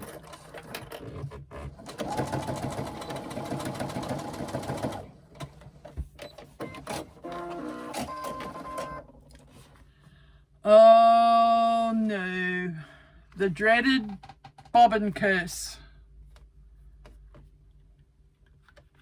Halfway round I ran out of bobbin. I will be back when I fill. Okay, basically ran out at the middle. Now what you do is you fold this back so that the zipper faces up to the larger piece, and the little piece that you actually sewed it onto initially is sitting flat now with the zipper facing up the right way. Now we are going to top stitch all the way around this curve. Now I'm going to do that on the industrial and I'll come back and show you. Okay, once you've done all your construction, in the pattern I'll have it written in. On your lining you will draw a line 1 inch down and you will fold down to that line. So 1 inch down, so it'll have a 1/2 inch turnover. Your outer piece will have a line 3/4 of an inch and you turn that down. You'll use double-sided tape on each of these turn downs, and when you put them in together you just drop your lining into the outer, matching up your side seams.